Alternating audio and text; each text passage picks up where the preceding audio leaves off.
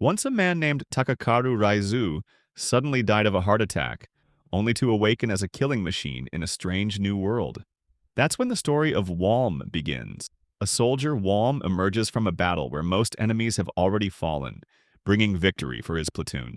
After scavenging through the enemy soldiers, Walm puts his hands together, which his fellow fighter Jose calls out as praying on the battlefield. Considering it a habit, Walm shrugs it off and they regroup with the rest of the squadron. On their way back to camp, Jose speaks of the 9 lives that Walm took. Walm doesn't see it as prideful, saying killing is just part of the job. If the state orders to kill, they kill. Jose calls him serious and suggests they hurry to camp. At night, the victorious battalion is at peace, enjoying a meal after a long day of fighting. That's when Commander Duel catches Walm off guard to discuss the 9 enemies he killed. He does so as if they were competing, since he killed 15 himself thanks to the skill he possesses. Their conversation is interrupted by Burrito and his rookie mate Noor, who call the skill a cheat on the battlefield. Duel defends it as legal and permissible. Noor asks if his skill can really pierce through armor, and Duel proudly agrees. Walm considers skills noble and asks Jose if they're worth wishing for. Jose explains the difference between magic and skills, giving Duel's powerhouse moves as an example of a sure kill technique. While magic feels surreal, a skill is earned as a human ability. This fascinates Walm, and he wishes he had a skill too. Jose asks if he would rather have a skill or use magic, to which Walm replies that magic is more impressive. They joke about it while Walm grows sleepy. Moments later, they start discussing their strategies for the next war, which is due tomorrow. And tomorrow, they're up against the Kingdom of Mired. They're strategizing to completely split up the Liberto Trade Federation, but their ultimate target is going to be Mired. Walm and his platoon's core objective is going to be paired up with High Cirque Empire's forces that are going to gather up at Sarya City. And from there, together, they're going to climb Mired. Commander Duel warns them that it's going to be unlike any battle that they've endured so far. It's going to be havoc, and they better be prepared for what's coming. Fast forward to the day when the swords are about to get drenched in blood. Absolute massacre takes the central stage, and soldiers can be seen mercilessly piercing through each other's throats. Amid the chaos, Walm is distracted by his thoughts and nearly gets killed before Duel rescues him. They hold the land of Sarya for now, waiting for the next morning to advance on Mired. The city, however, is in ruins. Poverty and prostitution fill the streets, which unsettles Walm. He gives money to a beggar woman, but Jose warns that helping will only attract more. He further mocks Walm for his softer side despite being a soldier. But all this is because of his shared memories of being from a poor background. He chose to be a soldier because money makes money, and he needed money desperately. Further, Duel explains Sarya's history. Once called the Konoha Kingdom, it was rich and fertile 5 years ago. After rebellion and invasions, it fell into ruin. The Mired Grand Duke was once a Konohan nobleman who had abandoned the kingdom, which was later trampled and vandalized by another neighboring kingdom known as Farius. At that time, Farius was at war with High Cirque, and High Cirque was too weak to resist. The Duke seized Konoha, becoming ruler of Mired, leaving the land impoverished. This is mainly why Commander Duel wants to go against Mired and own it for himself. Chatting and walking across the dirty streets of Konoha, they've made their way to the bar to fetch a meal and drinks for the night because tomorrow is a big day for them. They spend their night drinking, whereas Walm questions himself if it's actually right to be a soldier. A soldier? More like a murderer? Morning dawns in Mired, where Commander Gerard Berger rallies his troops to finally end the 5-year war. Meanwhile, Duel and his smaller force prepare to face the Duke's army. 3 units are sent from Sarya to capture 3 routes into Mired, including a fort that blocks the main road. Duel's squad is assigned to the fort. They set camp nearby and wait for the right moment. Jose remarks that newcomers often die quickly in combat, and asks Noor and Burrito to rely on Walm if danger comes. Noor agrees, having heard of Walm's skill in battle. Walm warns Noor to stay close and saves her from danger. Duel commands the charge. Soldiers climb the fort walls under heavy fire, and Walm is the first to reach the top. He cuts down enemies until Noor's scream draws his attention. A heavily armored knight with a spear axe closes in on her. He throws a shield at him to grab his attention, and the knight leaps onto Walm with full force. Walm manages to somehow dodge his attack, but gets his arm injured in between. Considering the strength of this knight, it's safe to say that his level matches that of Commander Duel's, but since he is away fighting enemies, Walm will have to take this one himself soon, otherwise Noor's life will be at stake. Walm presses the attack. The knight injures him again, aiming for his eyes, but Walm narrowly dodges. Seeing the knight hesitate, Walm seizes the moment.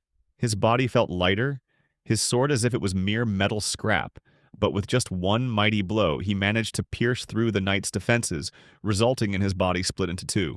The enemy forces falter in fear. This marks the awakening of Walm's true skill. Duel praises him and tells him to rest while others finish the fight.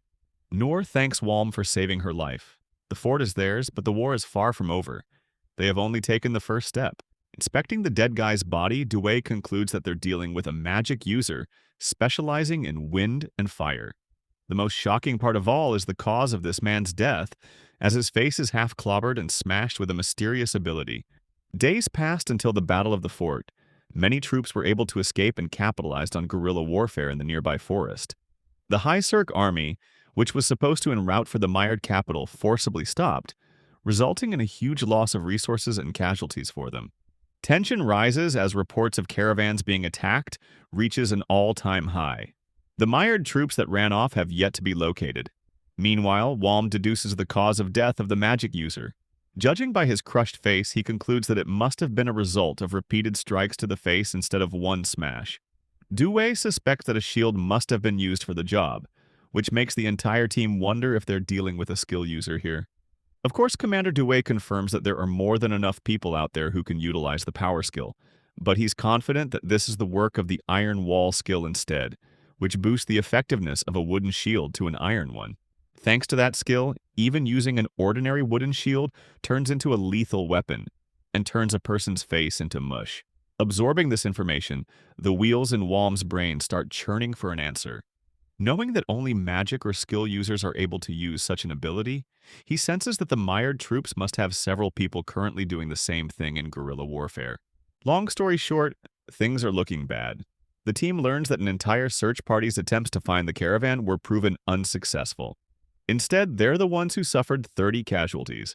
Despite their easy victory over their enemies at the fort, it is natural to predict the enemy's downfall.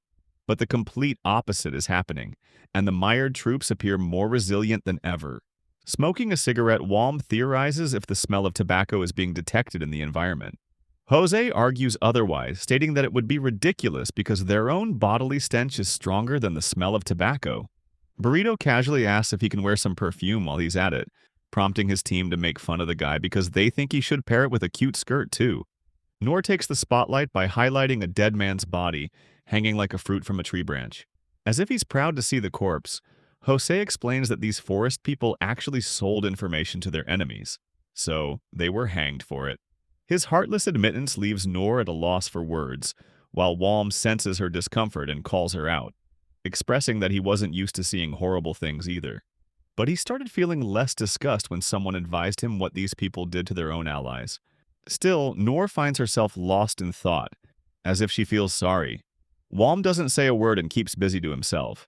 The rest of them are discussing plans to take out the enemy troops so they can steal their loot. However, Jose reminds everyone that they're dealing with strong magic and skill users, so it won't be a walk in the park.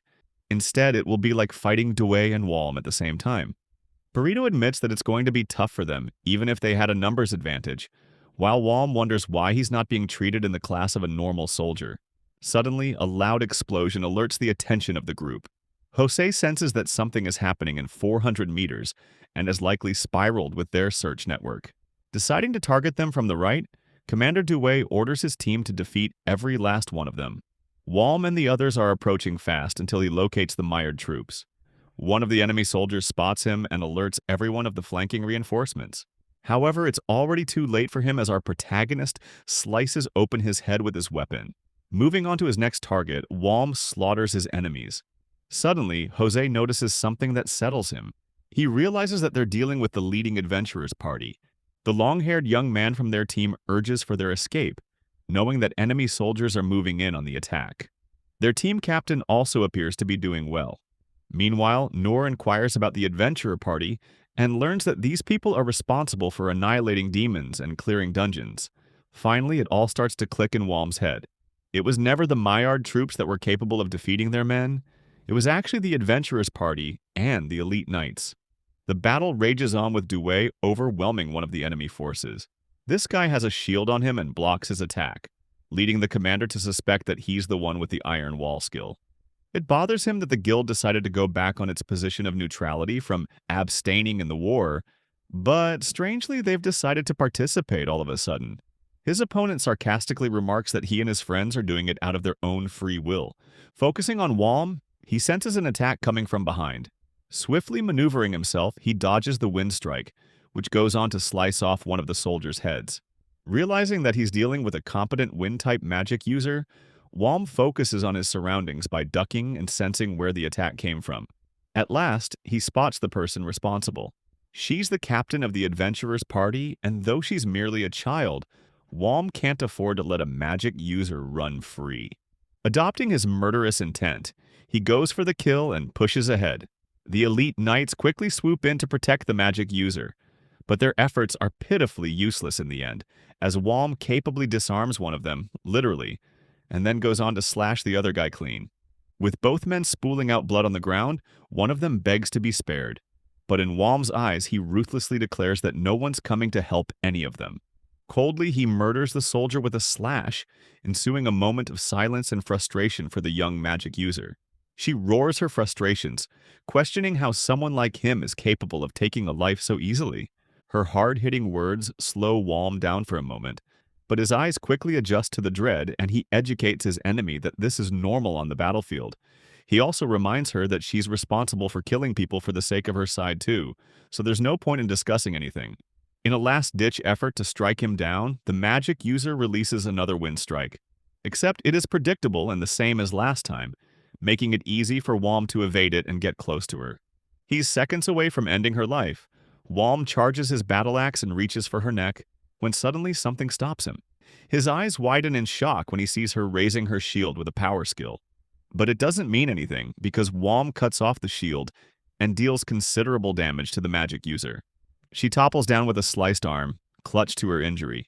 Walm analyzes this brief interaction and recalls that she changed into a defensive stance right when she was about to be killed. This shows that she's well-trained with good war experience, so he doesn't understand why she felt so angry at him. Suddenly, he realizes the problem. Despite her abilities, he realizes that she's not used to killing others. Walking up to her in her miserable state, Walm orders her to surrender with a machine-like cold expression on his face. His haunting demeanor causes her to panic and lash out at him with random wind strikes. Though Walm is initially surprised, he catches her slipping on her feet. It brings him great joy to remind her that she too is responsible for killing a person. First, he takes out her weapon with a swing, which leads her to wonder if this is the end of the line for her. Aiming for the killing blow, Walm aims to pierce her body when he senses someone approaching from his side. Deeming it to be a threat, he quickly turns back to block the hit. Despite Walm successfully being able to defend himself, he narrowly escapes a critical blow. Reclaiming some distance, he takes a look at his assailant. This young man is a swordmaster who urges his leader to stay behind. She roars out Elle's name in concern, leading Walm to understand that this girl leads the adventurers' party. Elle is in position to defend his leader while a certain feeling of dread crutches Walm. He absolutely despises having to do this, and yet he makes his move with such an incredible speed that it stuns the swordmaster. Walm goes for a clean horizontal swing, but his opponent is fast and evades the attack, repositioning himself again. Through this small encounter, Walm understands that his opponent must be using body acceleration, which means he's dealing with another wind magic user. Elle goes for a retaliation strike with his blade, but he misses Walm, who mocks the guy for ever thinking he stood a chance. His provocation pisses him off until suddenly, Elle sees one of his friends get injured nearby. Distracted, he decides to ramp up his body acceleration speed to end the fight. However, Walm has already gotten used to his skill and casually dodges. Out of nowhere, the girl starts screaming in tears, begging Emi to dodge. Her shout startles both the swordmaster and Walm, until suddenly the swordmaster is hit with an incredibly painful blow. Still, he chooses to fight against Walm, pointing out how the enemy invaders have no regard for human life. Smiling at him in return, Walm points out his hypocritical thinking. The adventurers were killing people left and right, and seemed to have gotten used to the idea that they were incapable of being killed. Bawling his eyes out, the adventurer tells him to just shut up.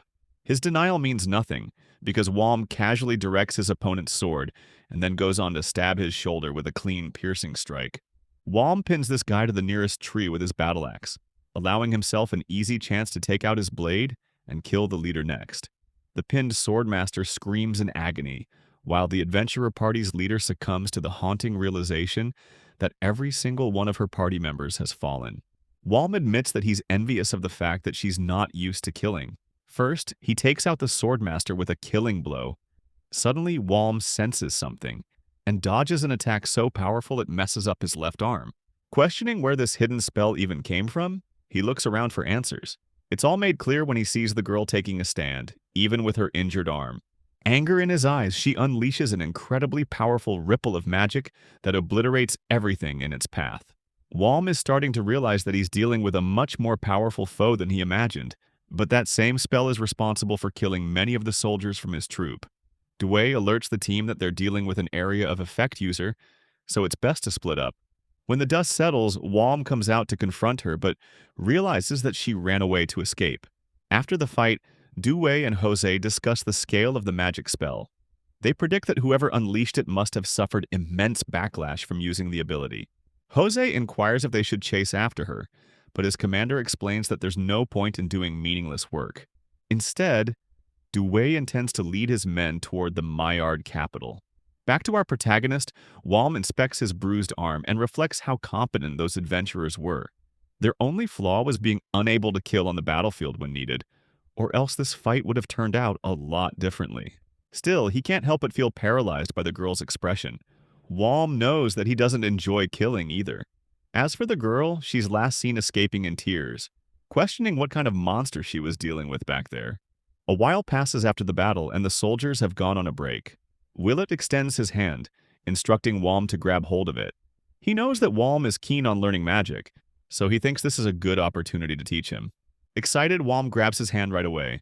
Their intertwined hands appear strange in the eyes of Noor until Jose explains that Willett is transferring his own magical energy to Walm through this procedure. Thanks to this test, they'll be able to learn if Walm has the ability to wield magic or not. If he does, he can shoot fireballs and water spears much like Willett does. Jose teases them by saying they're having an intimate moment through hand-holding. Walm's irritation shows on his face while Willett urges him to keep focusing.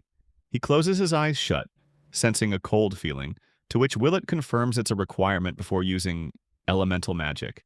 Parting their hands, he instructs Walm to keep focusing on the palms of his own hands and visualize the flow of water.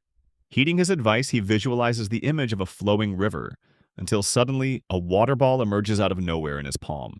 Excited, Walm thinks that he's conquered magic, but in Wheelot's eyes, his level is one of sheer disappointment. He emphasizes that it's useless and decides to take a different approach by instructing Walm to become a human, just like he is. Duel laughs at the realization that they've got 2 human wells to use at their disposal. The magic user urges Walm not to sweat, because it will hinder his magical power. If he fails to control his water excretions, he'll end up in a drained state. The thing about water magic is that it requires less mana compared to the usual skill. This makes Walm question if he's been using magic this entire time, even though he was told he was a skill user. Willett corrects him and confirms that in fact, all skills in body enforcement magic requires magical power. The distinction lies in whether or not the magic is elemental, like unleashing fireballs, or if it's technique-based, like using a power attack or an iron wall ability. Both are ultimately magic but in different forms. Willett is shocked that he's unaware of such a basic concept, to which Walm states that he didn't receive any education in his childhood as the son of a farmer. Next up, Willett thinks it's time to test his aptitude for fire magic. Walm sits down across from him in a state of meditation, when suddenly Willett's attention is stolen by a bunch of guys. When he turns to look at Walm, he is stunned by him being able to unleash a column of flames. Helpless and feeling hot, he begs Willett for advice. In the next scene, Walm is out here testing the extent of his fire magic. His magic threatens to burn the entire camp with its scale. It even burns Burrito's hair. Walm realizes that he's making a mess and begs the magic user to help him stop the chaos. Willett calmly casts a bubble of water magic and engulfs him whole, preventing the flames. He then chucks his body right into a nearby pond, causing Walm to hit his head. He really doesn't like the way he just got ragdolled. The magic user extends his hand and pulls his friend back up. Willett is supremely impressed to admit that Walm is capable of fire magic and urges them to continue their training. While they're busy, the scene cuts to Commander Duel, who finds a messenger from the Allied troops. Apparently, Captain Ligurian has laid out an order specifically for Duel, which puts a smile on his face and he feels curious about its contents. The messenger suddenly declares that Commander Duel and his team are crazy, a reaction that the commander didn't expect. Fast forwarding ahead, we see Walm discussing the strategy they were briefed to follow. Duel's squad is supposed to merge with the main battalion, commencing the start of another war in the plains of Ruref region. This location threatens the defeat of the High Cirque Empire, as Maillard and Farius, both enemy nations, have supreme advantage over terrain. It's suspected that their army will move to attack the Maillard army first. Lord Farius Winson is currently discussing battle strategy with his council members. It's shocking to them how the High Cirque soldiers are crazy enough to take on their army of 6,000. Lord Farius thinks that it's going to be an easy way to demolish them and make an example out of their corpses. He suspects that the Maillard army will first be attacked by Jeff's cavalry battalion, as understandably the High Cirque forces are clever, and will send their best troops for this mission. However, Lord Farius declares that they're not their main enemies. He roars his men to seize the victory for their king. The thing is, this man is planning to take out both Maillard and High Cirque today so that he can rule alone. Lord Farius spots the High Cirque troops in the distance and realizes that they've already begun moving, thus commencing the start of the war.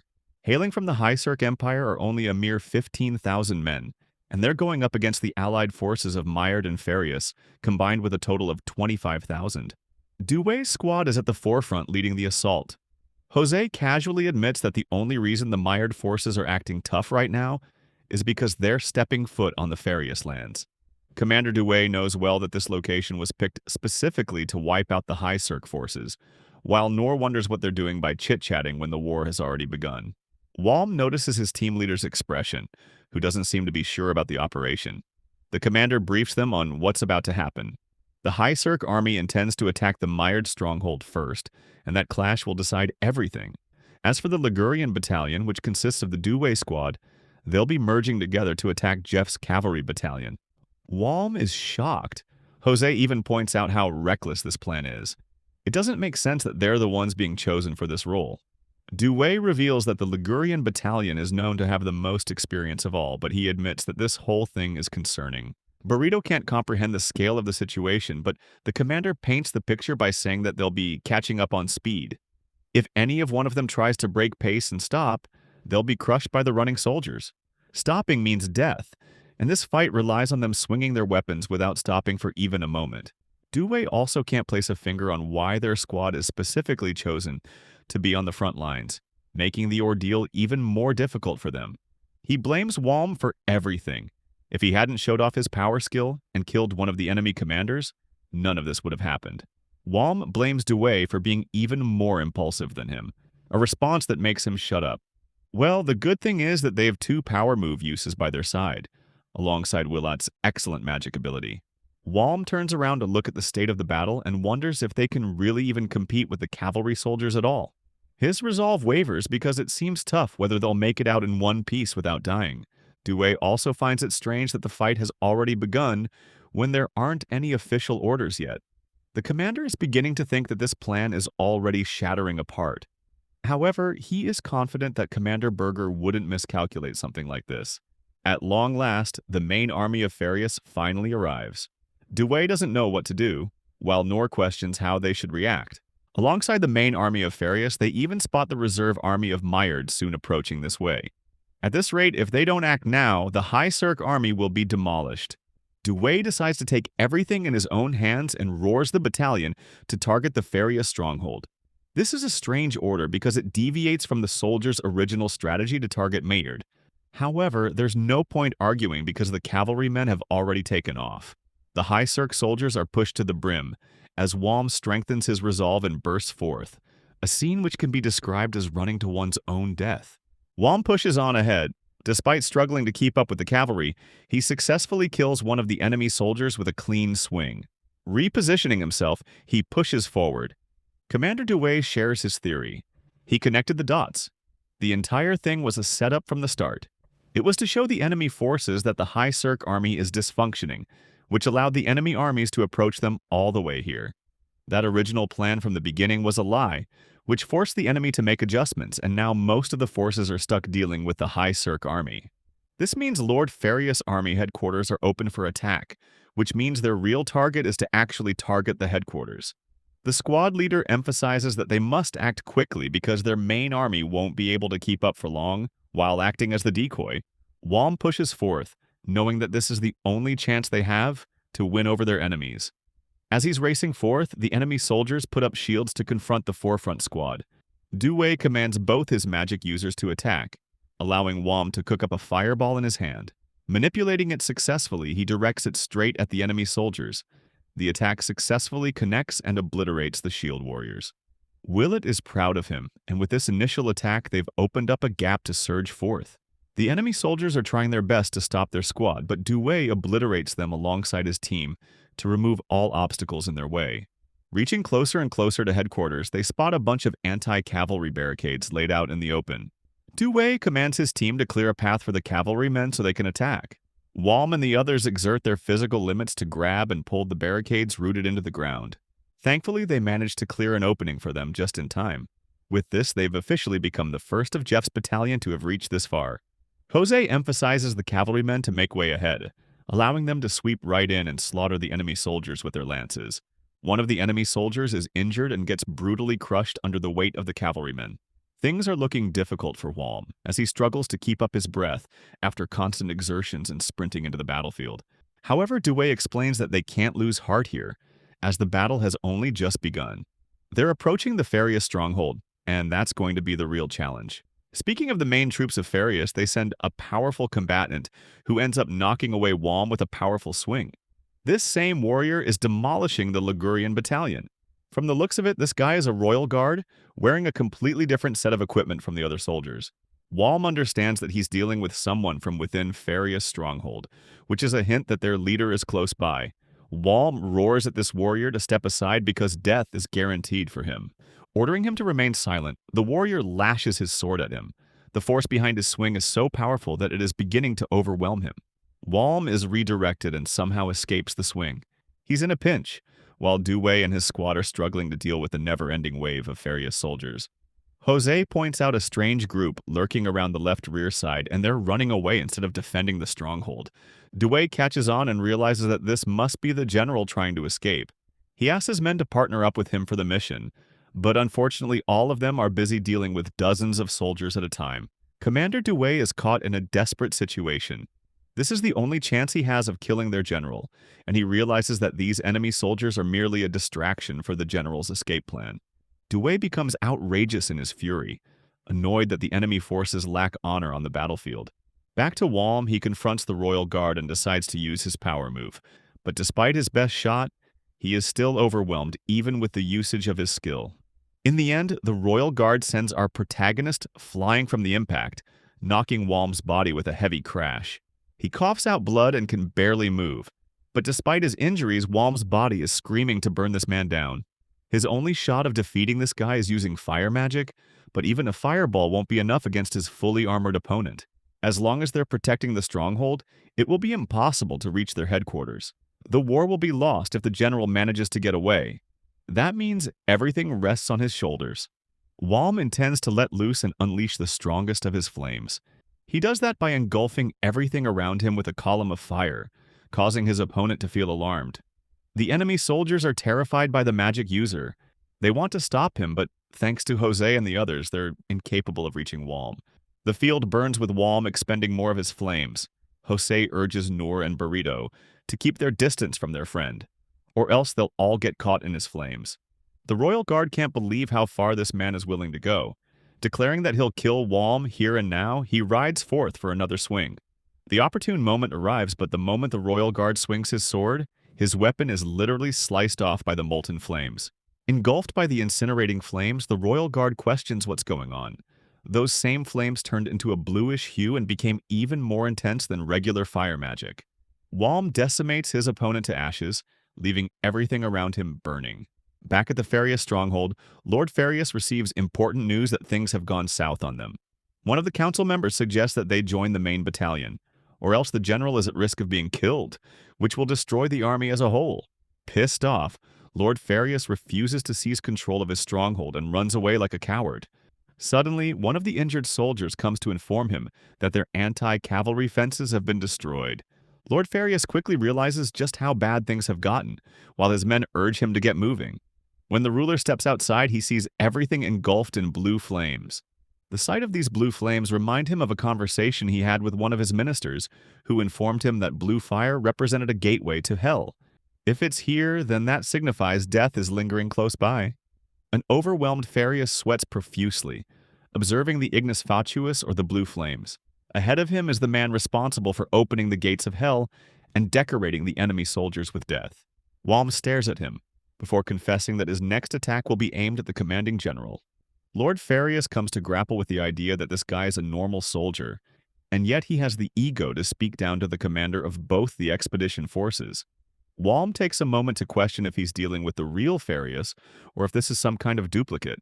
Ultimately, he admits that it's the real commanding general and orders him to surrender. Walm could easily kill this man right away, but he doesn't have any orders to radically do such a thing. In circumstances like these, it's much more beneficial to hold enemy superiors as captives.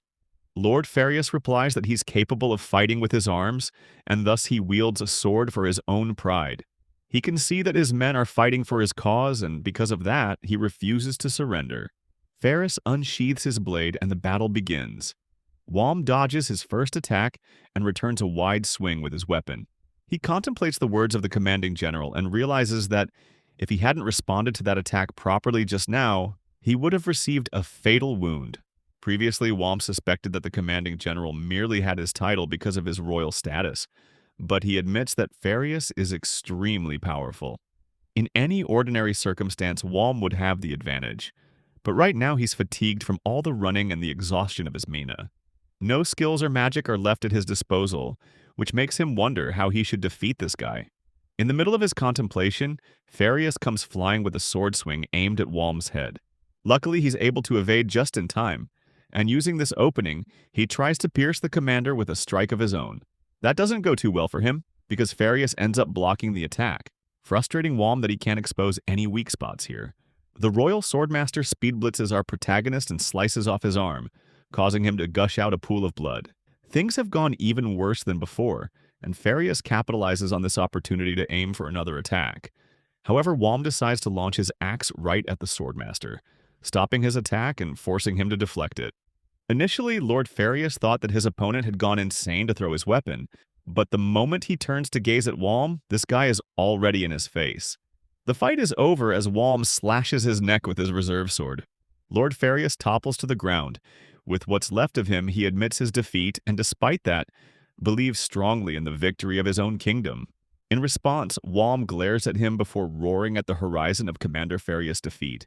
With that announcement, the soldiers of the Farius stronghold make their escape, but it's futile as the High Cirque squads chase after them to hunt them down. Meanwhile, an exhausted Walm sees one of the enemy soldiers coming to check on Lord Farius' health. This person quickly takes his blade and chops his own head off, a sight that leaves Walm shocked. After a while, the body is properly inspected and they come to verify that it is indeed Winston Farius. The cavalryman asks about Walm's squad and learns that he's from the Duel group. Commander Jeff is proud of him and assures him that he'll be rewarded properly for it, though he recommends he stay alive until then. Jose also comes around to check on Walm's state, who admits that he's feeling extremely tired. Walm worriedly asks about the others and discovers that they're all doing okay too. Squad leader Duel comes up looking all bashed in.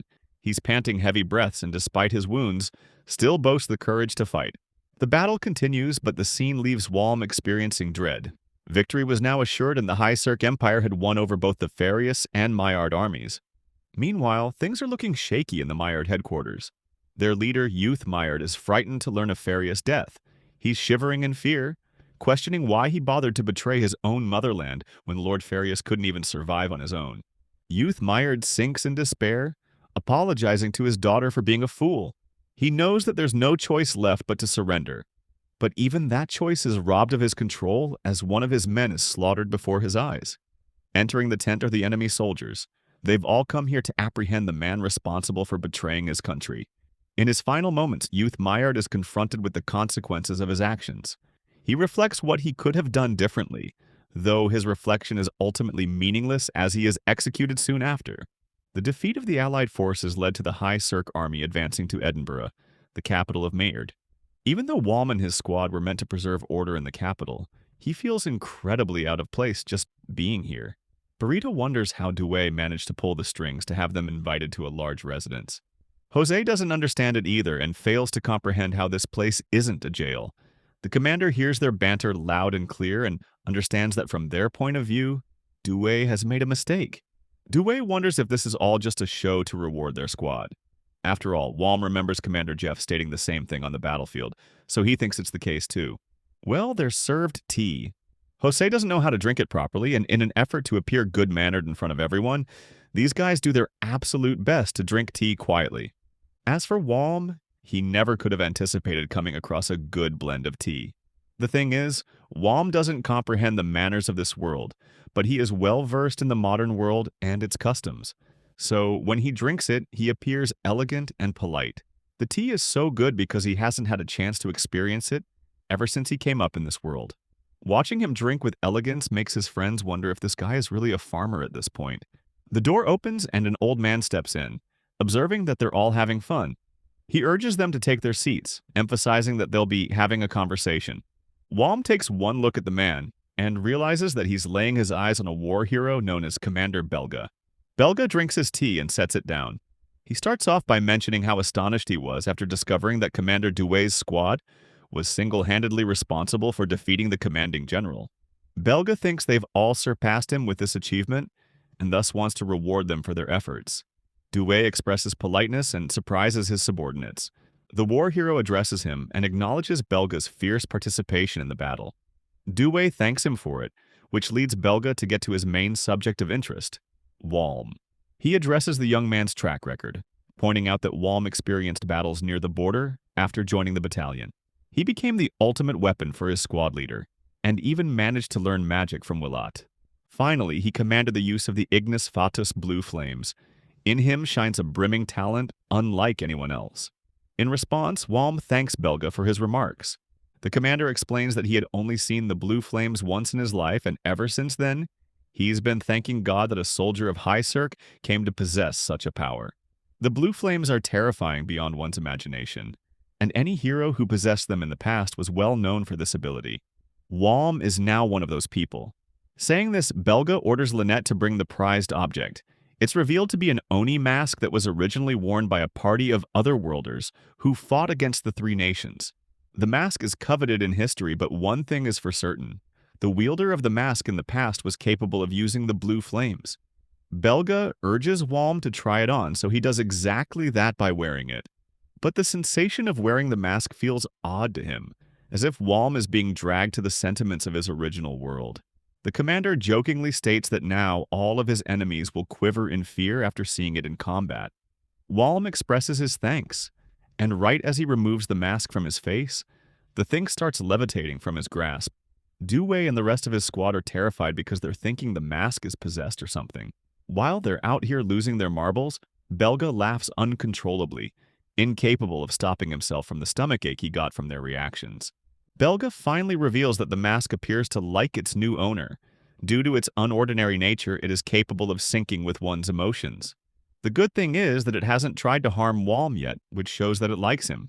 In this world, Belga highlights that certain weapons possess a will of their own, and this mask specifically is known for being stubborn in its taste. At least now it has found a good owner to fit its power. After the meeting, Duel and his squad are walking in the hall, when Jose wonders how Walm is going to use the mask. The soldier intends to keep the mask as a cherished gift from Belga. Nor is creeped the hell out and recommends throwing it away, leaving the rest of the squad to collectively scold her for her dumb opinion. With the mask in his possession, Walm internalizes his thoughts. He doesn't feel weird that a weapon has its own will, especially not when he himself has experienced reincarnation in another world. Later that day, Nor sees a pile of dead bodies of the mired soldiers and questions why they're here. Apparently, it's because the soldiers figured that this would be the safest place for them to hide. In the end, it doesn't matter how powerful the mired forces were, because it only took them a few battles to crumble. This kind of idea is lost on Walm, who doesn't comprehend why people try so hard to acquire wealth. Duel adds that it's the mark of ungrateful people who went too far. They come to learn that the mired lord had already been killed before their forces stepped inside the capital. It's regrettable that the city didn't improve even a tiny percentage. Well, at its current, Wom points out the rising death toll. His group is told to maintain order, and an aspect of that job is to find every last one of those mired soldiers hiding in the city. They must also locate the people breaking martial law and looting around for a smoother operation. On the streets, one man is being dragged as he helplessly chants that he's not a soldier. The men seizing him suspect him to be one, stating that he's got a fresh wound on him, so it must be recent. They refuse to believe his testimony and figure that he'll do well in labor as punishment. Watching the scene from afar, Wom begins to question if it's worthwhile to question people like that. He thinks it's useless as a whole. Burrito and Duel keep on hearing the sounds of people trying to kill each other nearby, hinting that there's some kind of fight going on.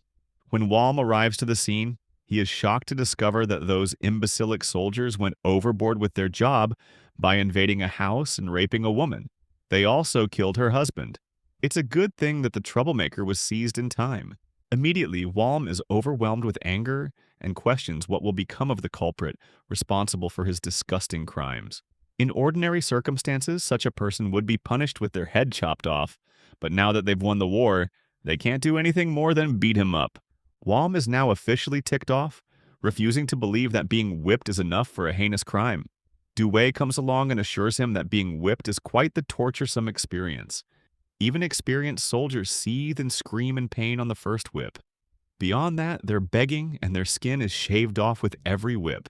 The moment they're about to lose consciousness, the experience resets them with another whip, repeating it all over again. The detained culprit hears all of this and practically starts shivering at the realization of what's about to happen to him.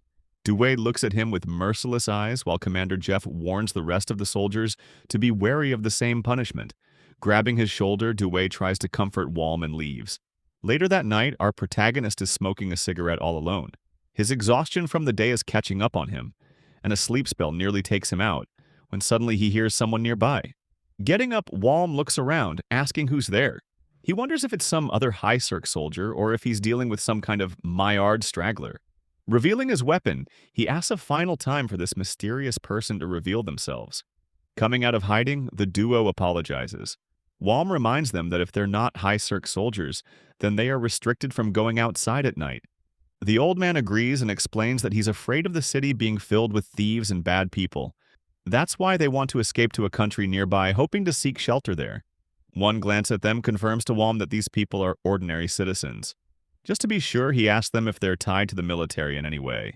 The old man emphasizes that he is not but used to share experience in a war a decade ago.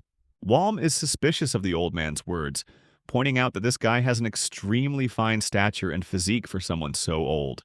Not to mention, the young lady he has alongside her doesn't seem to be a laborer, which begs the question what she means to him. The old man assures Wom that they're only doing this for their own health, and that his granddaughter here lost her parents.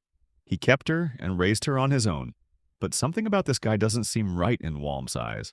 Tensions rise and it seems like they're about to fight, but then suddenly the granddaughter's tummy growls for food, causing her to become flustered. The whole thing makes Wom erupt in uproarious laughter. He stops and apologizes for his reaction, praising the young lady for her looks. Choosing to be a good man, Wom allows them to go on ahead with their mission. As they're leaving, he stops them again. Wom brought some food with him, and he wants the girl to take it because she's hungry. He even assures them that he's had a rough day and wants to feel less guilty by doing something good for once. Making his intentions clear, Wom promises her that the food isn't poisoned. The young lady takes the jar from him and thanks him with a smile.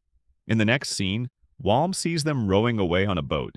He wonders if they reacted to him strangely because of the fact that he was one of the invading soldiers in their city. There's no doubt in his mind that he was responsible for killing their family, and his heinous actions can't be forgiven by simply offering someone food to eat. Speaking of the duo, the girl is revealed to be Rita Mired, who is devastated to learn that her family has been slaughtered while she remained helpless to do anything.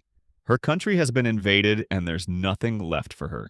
In this fleeting moment, her grandfather assures Rita that they still had a chance to fight back. But for that to happen, Rita must become stronger and become the beacon of hope for her land. To achieve that, they focus on their current strategy to head towards Celta. 2 months flew by and Commander Duel seems to have gone crazy. The High Cirque soldiers are mocking the Farius soldiers who are hiding behind their defensive fort. Duel orders them to sing louder and louder to break the enemy's spirit. Their tactic appears to be working as the enemy soldiers can't bear the noise. This area is dubbed cleared by the commander, and he suggests heading back. 2 months right after the siege of the Maillard capital, the High Cirque army ventured towards Farius.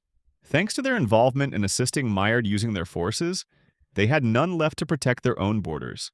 The High Cirque army understood this weakness, so they began splitting up to target the villages and towns on the border to surrender. The battalions split up into 2 groups, with the first one targeting the inland area while the second one kept the Farius army busy, ensuring that it wouldn't be flanked. Our protagonist is currently part of this second group, which intends to besiege the Refn mine around the border. That leads us to the current state of things, where Duel and his squad are going around taking control of the mines. Thanks to their oppressive forces, they cornered the Farius soldiers back to their forts, allowing them to stack up on their numbers while also maintaining the high ground.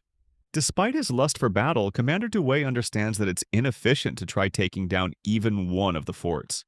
That's why they're just launching a harassing campaign to scare the soldiers and break their spirits first, before directly launching an attack and wiping them out. The men on the forts are cursing out the High Cirque soldiers for being barbarians, which only adds to Duel's entertainment. While this is happening, Walm points out that their objective here is to make the enemy soldiers run out of resources. It's an amusing fight compared to the hell they experienced earlier. 2 weeks pass just like that, and both parties are still the same. Knowing that there isn't any immediate fighting going on, Duel instructs his squad to train to keep them busy. Willot and Walm venture into a mine, where the magic user criticizes Walm for being a liability when it comes to battle. He runs the risk of harming his own allies because his usage of the blue flames is out of the ordinary. In the worst-case scenario, Walm could potentially kill his own platoon, which is why Willot has brought him to an abandoned mine to train him. Moments later, the soldier visualizes an image of fire and unleashes the blue flames. While they're training inside, Jose and the others are busy sword fighting and sparring against each other to keep busy. Duel defeats both Burrito and Nor at the same time. Burrito tries to get back up, but he sneezes so loud that Nor makes fun of him for it. Annoyed, he declares that he'll kill them all. But in the end, the guy gets bitch slapped across the face by his captain and gets knocked out. Again, Burrito ends up being clowned by everyone. A few days passed, and at last, Walm is beginning to see some progress in his ability to control the blue flames. However, an even bigger problem has replaced the old one. Right now, his maximum capacity to use the Ignis Fatuus is a pathetic 30-second duration before his body reaches its limit. If he takes the risk of using it for 40 seconds, he'll run out of mana, rendering his skills unusable. He acknowledges an even bigger risk of death if the flames are used for too long. Jose knocks Walm out of his daydream and asks if he's finished already, to which he responds by agreeing that he can't go on any longer without collapsing. He came here to check on the guy because he still hadn't come out of the training grounds. But Walm points out that Jose actually came for the delicious chicken instead. It's a bit disappointing to Walm that they're using his ability to heat up food. But then again, Jose is a good cook, so it evens out the effort for both of them. Outside, they let loose the delicious smell of chicken to reach all the way to the defensive fort. This is one other psychological plan to break their enemy's fighting spirit. Walm states that at the end of the day, people wanted to eat as much as they could. Jose shares his opinion that good food should always be a requirement on the battlefield, and he tosses a piece of chicken to him. Walm takes a bite and internalizes how delicious it is. However, he denies it in front of Jose and says that he's only eating because using the blue flames completely exhausted his body. As they're setting up camps for the night, Jose remarks that their days of living this kind of lifestyle are numbered. Confused, Walm asks him what he implies. Jose takes a moment to think and explains that it's strange how the number of fleeing soldiers is increasing day by day. It's like they're incapable of having the will to fight anymore, so they're just surrendering everything. Walm thinks it must be thanks to the harassing campaign, and while Jose agrees, he argues that the smell of his chicken must also be a contributing factor in their enemy's demise. Walm is baffled by his serious remark, causing his friend to roar in laughter. Jose decides to get serious and explains what he really means. For an ordinary Farius soldier, these walls are cages. They're surrounded by enemy forces, and there is the never-ending sound of battle raging outside. Then there's the fact that they need to manage their resources to eat and survive, while their enemies are celebrating with delicious feasts just outside. All in all, Jose thinks that it's going to be impossible for the Farias soldiers to resist the pressure, and inevitably their miserable spirits will be shattered. Hearing his take, Walm is starting to feel guilty all of a sudden. However, Jose thinks this lifestyle will soon come to an end, so it's best to enjoy it while they still can. Despite his words, Walm finds it to be a meaningful learning experience and intends to observe more around him. 3 days passed by, resulting in a massive explosion of blue flames, obliterating the enemy fort. To their shock, the Farias soldiers are incapable of comprehending how the High Cirque army invaded inside.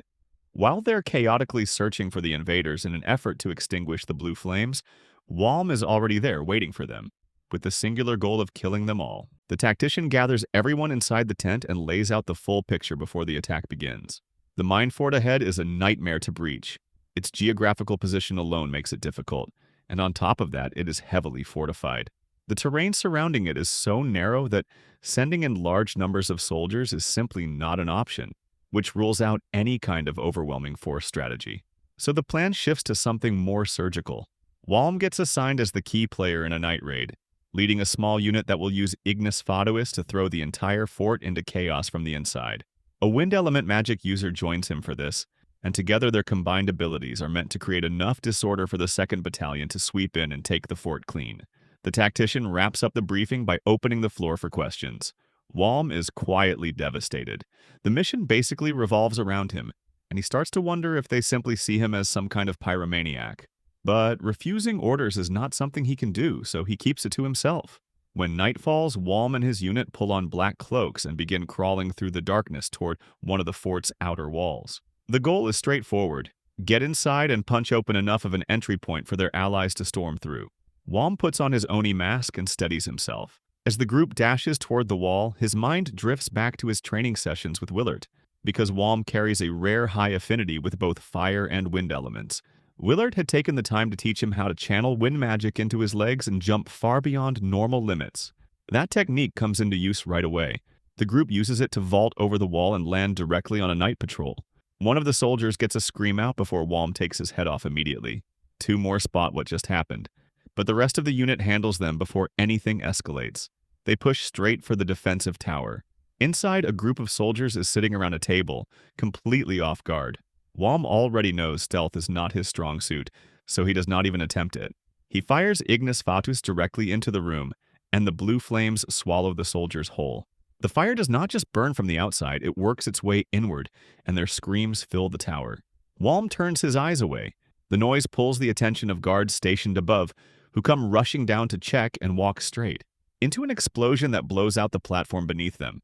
They catch fire mid-air and hit the ground 30 feet below. The alarm finally goes off as the fort's soldiers scramble to their posts, but what they find stops them cold. The stone defensive tower is on fire, and stone is not supposed to burn. Before they can process it, arrows start pouring down from above. The high-positioned soldiers who entered with Walm have already taken an elevated spot and are picking off targets below. While Walm catches his breath, one of his teammates rushes over and confirms the area is covered. Enemy soldiers are already moving in from below, so speed matters now. Reinforcements from the other tower could arrive any moment. The hard part is done. Taking this tower was the real obstacle. Holding it until the main force arrives is what comes next. Walm gets ordered to set the connecting passage on fire so no one can cross it. He heads back through the burned section to carry it out, and that is when he walks past the soldiers he incinerated earlier. Their screams replay in his head. He hunches over, guilt tearing through him. The morals and conscience he brought over from his previous life feel completely broken at this point. He thinks back to Edinburgh and realizes again just how much agony Ignis Fatuus inflicts before death actually arrives. He catches himself wondering whether any of this would even hurt if he had simply been born in this world to begin with, but he forces the thought down and moves forward. The passage goes up in blue flames. The fire spreads fast and the enemy soldiers are pushed back immediately. Getting close enough to fight it means getting caught in it, so all they can do is stand and watch their comrades burn. Walm moves through the tower, counting the bodies as he goes. He reaches 31 before his legs give out and he drops to his knees, nearly drained of magic entirely. At least nothing else is coming. He shuts his eyes as the blue flames continue eating through the tower around him. Then something heavy hits the floor. 3 soldiers have pushed through the heat and are now standing right in front of him. They want to know if he is the one behind the fire. They pull out their swords and sarcastically throw their resentment at him. thanking him for all the daily chanting and for making them live with the smell of their own rations day after day. Walm just laughs. He acknowledges them and lets them know that today is where their service ends. The three soldiers spread out the moment they sense Walm might use his Ignis Fatuus, but what they don't realize is that Walm is already running on empty. His magic is nearly gone. Still, they rush him anyway. Walm throws an attack at the soldier with a nose scar, but the guy deflects it without much effort and immediately fires back. Walm dodges and creates some distance, except the soldier with the receding hairline and the mage aren't giving him a second to breathe. The hairline guy charges straight at him while the mage behind him launches a water spell. Walm figures this is where he dies, so he pours everything he has left into Ignis Fatuus and unleashes it on all three of them. The shield-bearing soldier pushes right through the fire and swings at him anyway. Walm barely gets out of the way, but the mage is already sending water bullets flying at him. Walm fires a fireball to knock them out of the air, and the collision floods the entire room with thick mist. He uses the cover to actually study his opponents. The nose-scarred soldier is a body reinforcement type. He channels magic through his physical strength.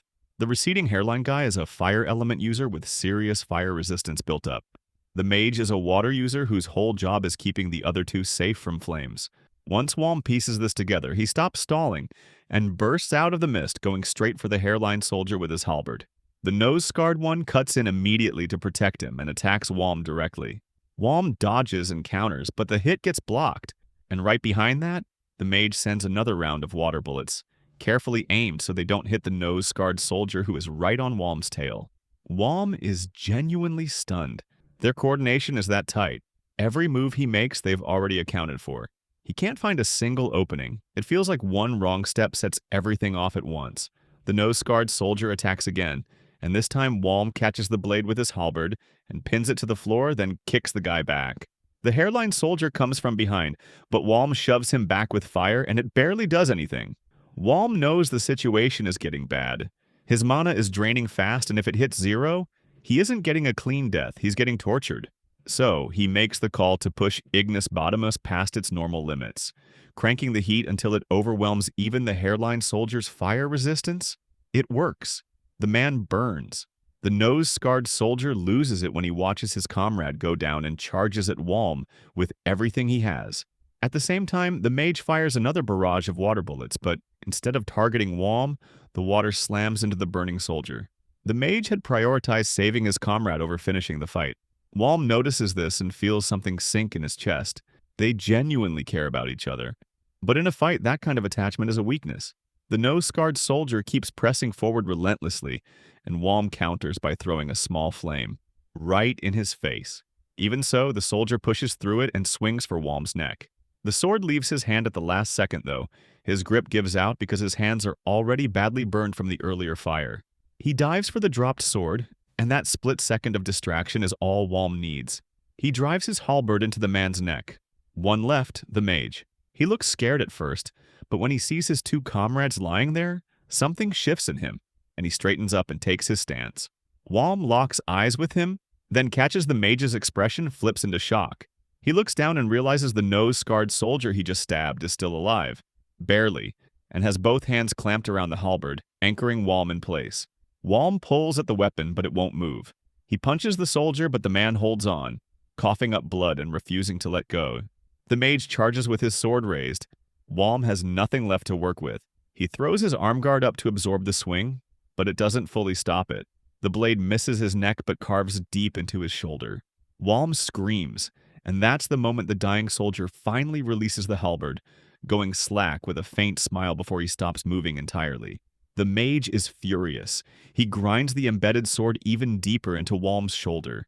Walm surges forward and tackles him to the ground, knocking the sword loose. Now it's just hands. The mage lands a punch to Walm's stomach, but Walm uses the opening to get both hands around his throat. The mage lifts him and slams him into the floor, but Walm shifts his body weight and locks him into a chokehold from behind. The mage thrashes, kicking, clawing, until he goes limp. Walm releases him, gets up, and then drives his halberd through the mage's chest just to be certain.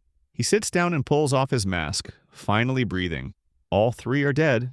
What Walm doesn't notice is that the hairline soldier, the one who burned, has gotten back up behind him, sword in hand, already mid-swing.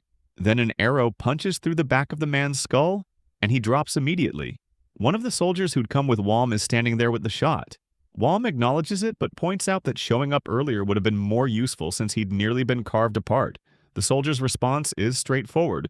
Walking into a room on fire wasn't something he was prepared to do. The soldier notices Walm's shoulder is bleeding heavily, so he pulls him outside and props him against a wall, then heads off to find bandages. Walm notices something next to him and points it out. The soldier just tells him to sit tight with his company and leaves. It takes Walm a moment to realize the charred body leaned against the wall beside him is someone he killed. The weight of that settles over him quietly. Down below, the main army finally breaks through the castle gate, and the cheering starts pouring up. The mask beside him begins to vibrate, and Walm can't quite understand how any of these people are finding something to celebrate right now. Meanwhile, in the Kingdom of Christ, representatives from Liberatoa and Farius have gathered to figure out what to do about High Cirque's rapid expansion before things spiral completely out of control. An old man walks into the room, deep scars carved across his face, completely unbothered by the tension in the air. This is Hugo Evans, the Secretary of Foreign Affairs of Liberatoa. He drops into his seat and casually conjures a small flame from his palm. The guards in the room immediately stiffen. Hugo just uses it to light his cigar. He catches their reaction and nudges one of the guards just enough to get under his skin. The guard is clearly furious but keeps it together and says nothing. Hugo leans back and starts sizing up everyone else at the table. At the head sits King Chest Christ of the Kingdom of Christ, who is hosting this whole gathering. Next to him is King Barristan Furious of the Fias Kingdom, the same kingdom currently being torn apart by the High Cirque army. His eyes still carry that hard, undefeated look of someone who hasn't accepted losing yet. Part of that might be personal. Walm killed his brother after all. When Hugo turns to his left, a young woman catches his eye immediately. She's strikingly beautiful and he doesn't recognize her, so he asks who she is. She introduces herself as Rita Mayard, the very girl Walm spared not long ago. The story then shifts back 3 weeks to the fall of the fort at Reef and Mine. Walm is inside the base while a healing mage finishes examining him and clears him to get back on his feet. Around that same time, the remaining enemy soldiers had retreated deep into the mines after losing stronghold after stronghold. On paper, they had enough supplies and manpower to hold out, but endless sieges combined with relentless psychological pressure had hollowed out whatever will to fight they had left. The pattern is the same across every nearby castle and fort. What ultimately breaks them is a single warning from the High Cirque army: surrender immediately or everyone dies. Soldiers and civilians without exception. That's all it takes. Walm gets up and heads back to find his squad. On the way, he passes rows of captured enemy soldiers. Their faces are vacant, eyes completely empty, men who have nothing left in them. Walm feels something close to pity for a moment, then lets it go and keeps walking. He runs into Jose first, who greets him with a grin and points out how good he looks. Walm rolls his shoulder and acknowledges that healing magic is genuinely remarkable. Injuries that would normally take months to recover from are completely gone in just 2 weeks. Then Noah comes over, and Walm immediately notices how rough she looks and brings it up. She slumps and fills him in. After he went down, their squad got sent to take the castle, and somewhere in all of that, something happened to Burrito. Right on cue, a sluggish figure shuffles over. It's Burrito. Walm takes one look at him and immediately starts laughing. The mohawk is gone. Burrito looks absolutely gutted and explains that an enemy mage is responsible. Jose can barely hold it together and points out that Burrito should consider himself lucky the rest of him is still attached. Noah claps enthusiastically like it's the finale of something. Off to the side, Walm spots Willert sitting quietly on his own. The two exchange a simple nod. Everyone's accounted for, so Walm asks about their squad leader, Duel. Jose explains that Duel got pulled away by the platoon commander, the mines still aren't fully secured, and based on how the leading troops are moving, High Cirque looks like it's preparing to push deeper into Fias territory. Back in the Kingdom of Christ, the meeting picks back up. Rita is now standing before the room as the representative of the Mir Duché, a claim that lands with immediate skepticism, especially from Hugo. As far as he's concerned, Mayard is already a dead nation. Its cities are gone, its people displaced. The idea of it still having a representative strikes him as almost absurd. Rita doesn't flinch. She acknowledges that most of Mard's territory is lost, but one piece remains: the land of Serta. Serta sits surrounded by a massive lake, rich in fish and lined with active trade routes. It used to be a thriving economic center, but for a long time it has been completely off limits. A lake dragon had settled there, a creature sitting at the very top of the monster hierarchy. Even as a subspecies of dragon, it carried enough power that even the High-Cirque Empire had no interest in provoking it. That dragon is now dead. The room goes quiet. Even Hugo, who always has something cutting to say, has nothing. 6 months ago, this would have been unthinkable until one man made it happen. A fire element user who produced enough heat to bring down a dragon, finishing it with a single holy strike. His name is Akima Yuto, one of the 3 heroes of Christ and one of the visitors from another world. On the other side, a group of High-Cirque soldiers are having the time of their lives. They're laughing about how fortunate they are to be part of this invasion. It's basically handed them the freedom to take whatever they want and do whatever they please. With the competent mired soldiers already wiped out, the resistance left in the area is barely worth calling resistance. One of them crouches near a corpse and starts unbuckling his pants. Another soldier stops him and reminds him they have orders to move to the next village. The first one just laughs it off, making a crude comment about the women here being too good to pass up. The rest find it hilarious. Then a shadow falls over them. A tower crumbles and collapses directly onto several of them, burying them under the debris. Dust and screaming fill the air. Before anyone can figure out what's happening, one soldier yells that they're under attack and gets split open before he finishes the sentence. Panic takes over immediately. The survivors try to pull back and realize they're already surrounded. When the dust settles enough to see, their attackers aren't mired soldiers. They're troops from the kingdom of Christ. One soldier breaks into a full sprint, trying to escape and gets cut cleanly in half. The rest drop everything they've looted and flee the burning village entirely. At the edge of the road, a single man is standing directly in their path. He calmly informs them to surrender. The High-Cirque soldiers draw their weapons anyway, completely unaware of what they're dealing with. A blazing, magical aura radiating off him that burns brighter than actual fire.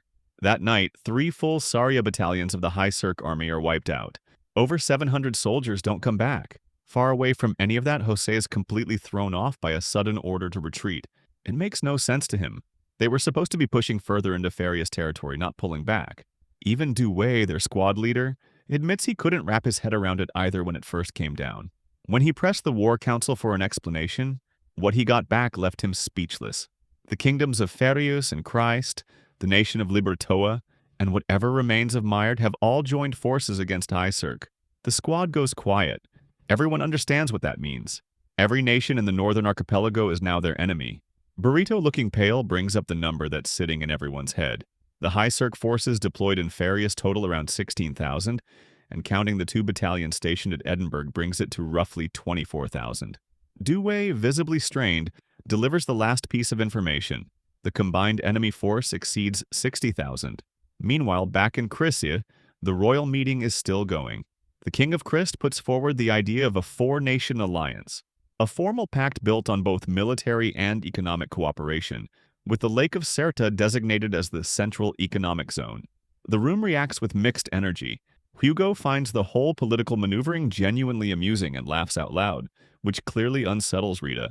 He carries on for a moment, entertained by what kind of chaos this alliance could potentially stir up, before the sharp looks from everyone around him finally get him to stop. By the end of it, every representative at the table has agreed. The 4-nation alliance is officially established. Back at the Refin mines, Duel's squad is holding their position at the fort. The dynamic has completely flipped. High-Cirque, which had been advancing this whole time, is now pulling back. The retreat destination is the Sarvo Fortress, where the decisive battle is expected to happen. Whether they win with the men and supplies they've gathered is uncertain, but they haven't lost yet either. For now, their job is to hold the mines long enough to cover the withdrawal of allied forces from inside Farius territory. Nobody in the squad is thrilled about it, but facing 60,000 soldiers isn't something they're equipped to do. Even Walm, who has barely survived the last several fights, understands there's no other option here. Duel makes clear they aren't abandoning the mine without making it count, and moments later explosions start going off through the tunnels. High-Cirque is collapsing the mines on the way out so the enemy can't make use of them. Duel also passes along that command has ordered all prisoners of war to be executed. Walm's expression shifts immediately. Duel himself disagrees with the call. His thinking is that it would make far more sense to put the captives to work carrying supplies during the retreat rather than killing them for nothing. But neither of them has any real say in the matter, and Walm knows it. He sighs and moves on. Then the battle begins. Libertoa forces launch their assault on the walls, throwing up ladders and climbing. Walm shouts for the defenders to keep them off. Jose rushes to shove a ladder away while Walm hurls a rock that shatters another one entirely, sending the soldiers on it screaming down to the ground. The assault keeps intensifying. Duel picks up a large stone and throws it hard enough that it caves in an armored soldier's helmet and skull entirely. The platoon commander shouts that the left flank is breaking and sends Walm over to reinforce it. Walm sprints to the left wing and finds the defenders struggling against enemy mages. Before doing anything, he warns the soldiers around him to clear out. They recognize what's coming and scatter. Walm settles onto the ledge and starts pulling his mana together. The enemy spots him, but by the time they do, it's already too late. He releases Ignis Fatuus. Pale flames pour across the battlefield and swallow everything in range. The Liberatoa soldiers scream as the fire wraps around them and burns straight through their armor and shields. Walm watches from above without any visible reaction. The smell of burning flesh doesn't affect him anymore. It stopped bothering him a while ago. When the flames die out, he climbs down from the ledge. The soldiers nearby are quietly processing what they just witnessed, but none of them say anything against it. Instead, they come over and thank him for holding the position, openly relieved that he's on their side. Walm finds it hard to believe they mean it, but they clearly do, and then they turn back to treating the wounded and restocking. Shortly after, Jose calls over to him. Duel's squad is being assembled for the next operation, and Jose mentions that Ignis Fatuus will be going out again. Walm just nods. There's nothing left to say about it. He's already used to it. On the other side, the Liberatoa forces are watching the fort and waiting for the right window to move. Their commander's plan is to punch through High Cirque's defenses and crack open their line while the main army is still tied up elsewhere. But the fear sitting in his men is real and nobody is hiding it. Every single one of them remembers what Walm's Ignis Fatuus did last time, an otherworldly pale fire that swallowed entire formations whole. Even their previous company commander died in it. The current commander pushes that thought down, steadies himself, and gives the order to get ready. His men confirm they're set and waiting on his word. Back at the fort, Walm and Jose spot the movement from a distance and get into position. As the Liberatoa soldiers close in, they're doing everything they can think of to protect themselves from the fire they know is coming. Soaking themselves in water, coating their bodies in mud. It helps their nerves exactly zero.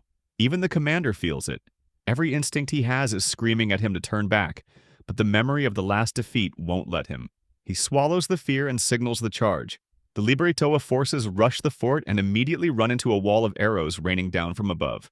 The commander orders everyone to tuck under the walls until the barrage stops. When it does, destructive magic follows right behind it. Even through all of that, the soldiers push forward, reach the base of the walls, and get their ladders up.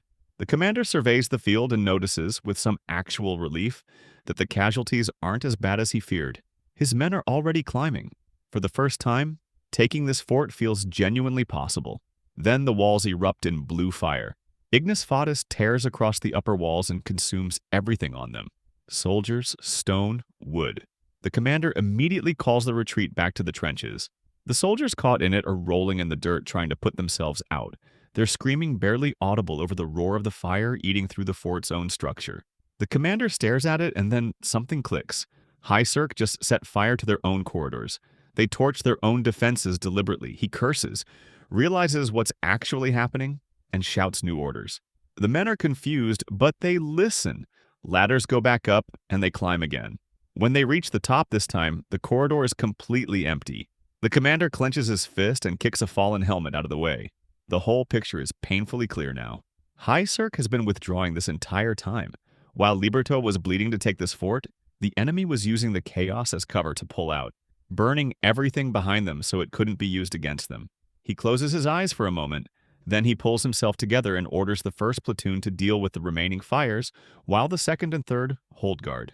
The scouts he'd sent ahead returned shortly after with the final piece of bad news. High Cirque has destroyed the entire military road, leading deeper into Farius territory. Every resource and every life spent on this assault, and the enemy just walked away from it on their own terms. The commander stands in the smoldering ruins and quietly wonders whether any of this war against High Cirque is actually accomplishing anything. Meanwhile, Walm's battalion is already in the middle of their retreat through a small village. High Cirque soldiers are tearing down houses and dumping the rubble across roads to slow down whoever comes after them.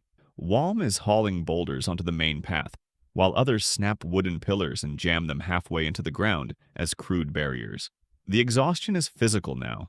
His legs are unsteady, his vision keeps going soft at the edges, and he's close to dropping.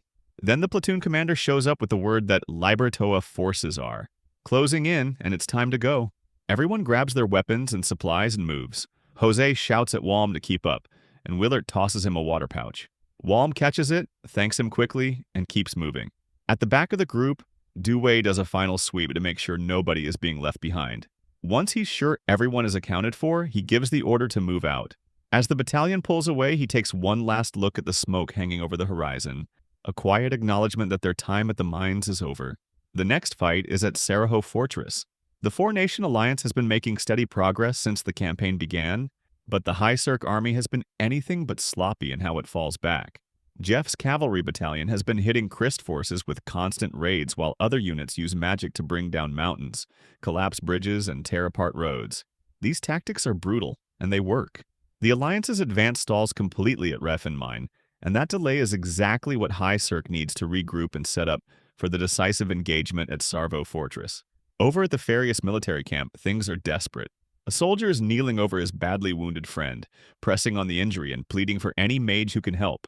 But every mage in camp has already burned through their magic for the day and has nothing left to give. The soldier watches his friend fade and has no idea what to do, until a Christ soldier appears and gestures for him to follow. They carry the wounded man to a tent under heavy guard, leave their weapons outside, and go in. Inside, it's calm. The patients already there are resting without any visible life-threatening injuries. A young woman kneels beside the newly arrived soldier and holds her hands over his arm, which is nearly completely severed. In seconds, the bones, joints, veins, and tissue rebuild themselves completely. The watching soldier can't process what he just saw. Every person brought to this tent has walked out alive. He breaks down in tears, thanking her. This is Sugimoto Ayane, one of Chris's 3 legendary heroes. The arm she just healed looks like it was never touched. Her assistant Maya steps in to tell her it's time for a break, and Ayane thanks her genuinely. Maya's support is a big part of what allows someone as inexperienced as Ayane to handle this volume of patients. Maya pushes back on the self-deprecation and tells her to stop underselling herself. She also passes along that Ayane's companions are nearby. They just drove off Jeff's cavalry battalion, and the allied knights and soldiers around them are practically celebrating on their behalf. Ayane lets herself smile at that. After wrapping up in the tent, Ayane steps outside and finds Makoto and Yuto coming back from the War Council. Makoto is still grumbling about how difficult Jeff's cavalry was to deal with. Their speed and coordination pushed even the best soldiers to their limits. Maya checks whether they've eaten, finds out they haven't, and informs them that a noble they rescued earlier donated a substantial spread of food. Soft white bread, cheese, sausages, the works. All 3 of them light up immediately and pile onto Maya in a hug.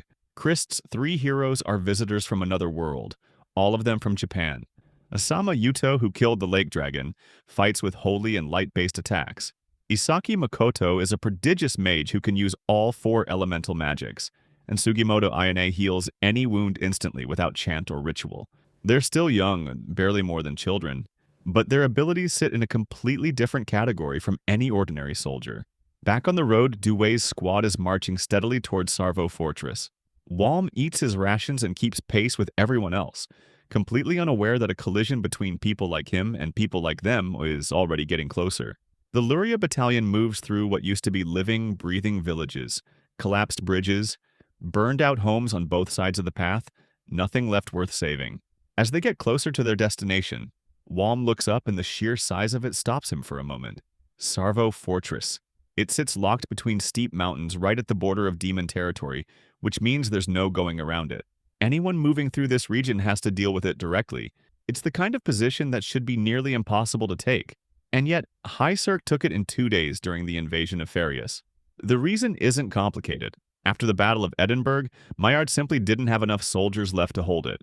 When the battalion walks inside, the number of soldiers already packed into the fortress is staggering. It feels like the entire army converged on this one place. Duel takes a quiet look around and finds some comfort in the fact that at least his men aren't the only ones going hungry.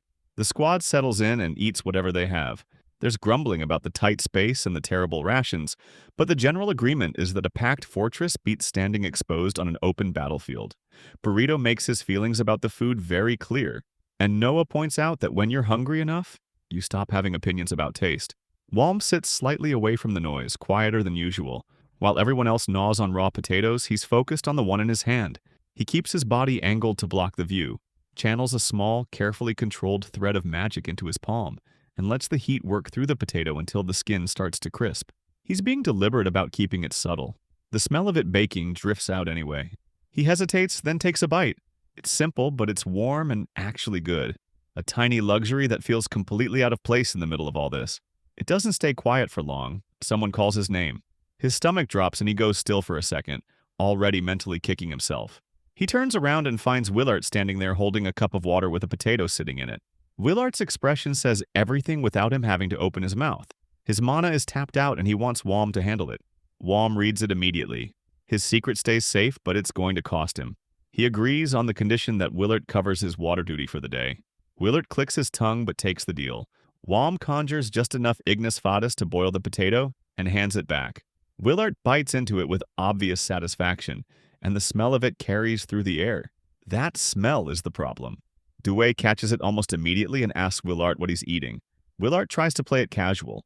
Wom's pulse picks up. Then Jose, with zero hesitation, points out that he watched Wom hand something to Willart. Wom tries to redirect and deny, but Duel just looks at him and asks if he can really cook while on the move. Jose puts a hand on Wom's shoulder and makes the appeal. Everyone has been marching for days without a single warm meal. Burrito and Noah pile on immediately, pointing out that even just a boiled potato would do something for morale. Wom holds out for about 3 seconds before giving in. He sighs, tells them to take his gear, and gets to work. He walks with a pot held over a steady flame, salted water and potatoes boiling inside. The warm smell spreads through the fortress and starts drawing attention from soldiers walking past.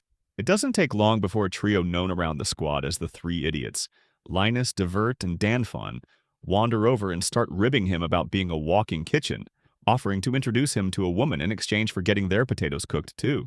More soldiers follow behind them, each clutching their own potatoes. Jose immediately sees the opportunity, steps in front of the growing line, and announces the price of 1 copper coin per boiled potato. The soldiers don't even argue. They're just glad something warm exists. Wom glances at Burrito and Noah, eating with actual smiles on their faces, and feels something settle in him briefly. Something close to calm. It doesn't last. Jose turns to Noah and asks about her hunting experience. She mentions that her grandfather used to hunt in the forest, and Jose's face immediately lights up with what is clearly another terrible idea. He pitches it to Wom on the spot. A mobile cooking operation? Walking chicken soup? They'd make a fortune. Wom's patience runs out. Without a word, he lets a burst of ignis fatuus loose right under Jose's feet. Jose jumps back, yelling at him to pull it back before it burns through the floor. The soldiers nearby split between laughing and complaining about their scorched potatoes. Noah just chuckles watching the whole thing, quietly noting to herself that the squad somehow manages to stay ridiculous even here. That night, they gather around a campfire, drinking and taking whatever comfort they can find before what's coming.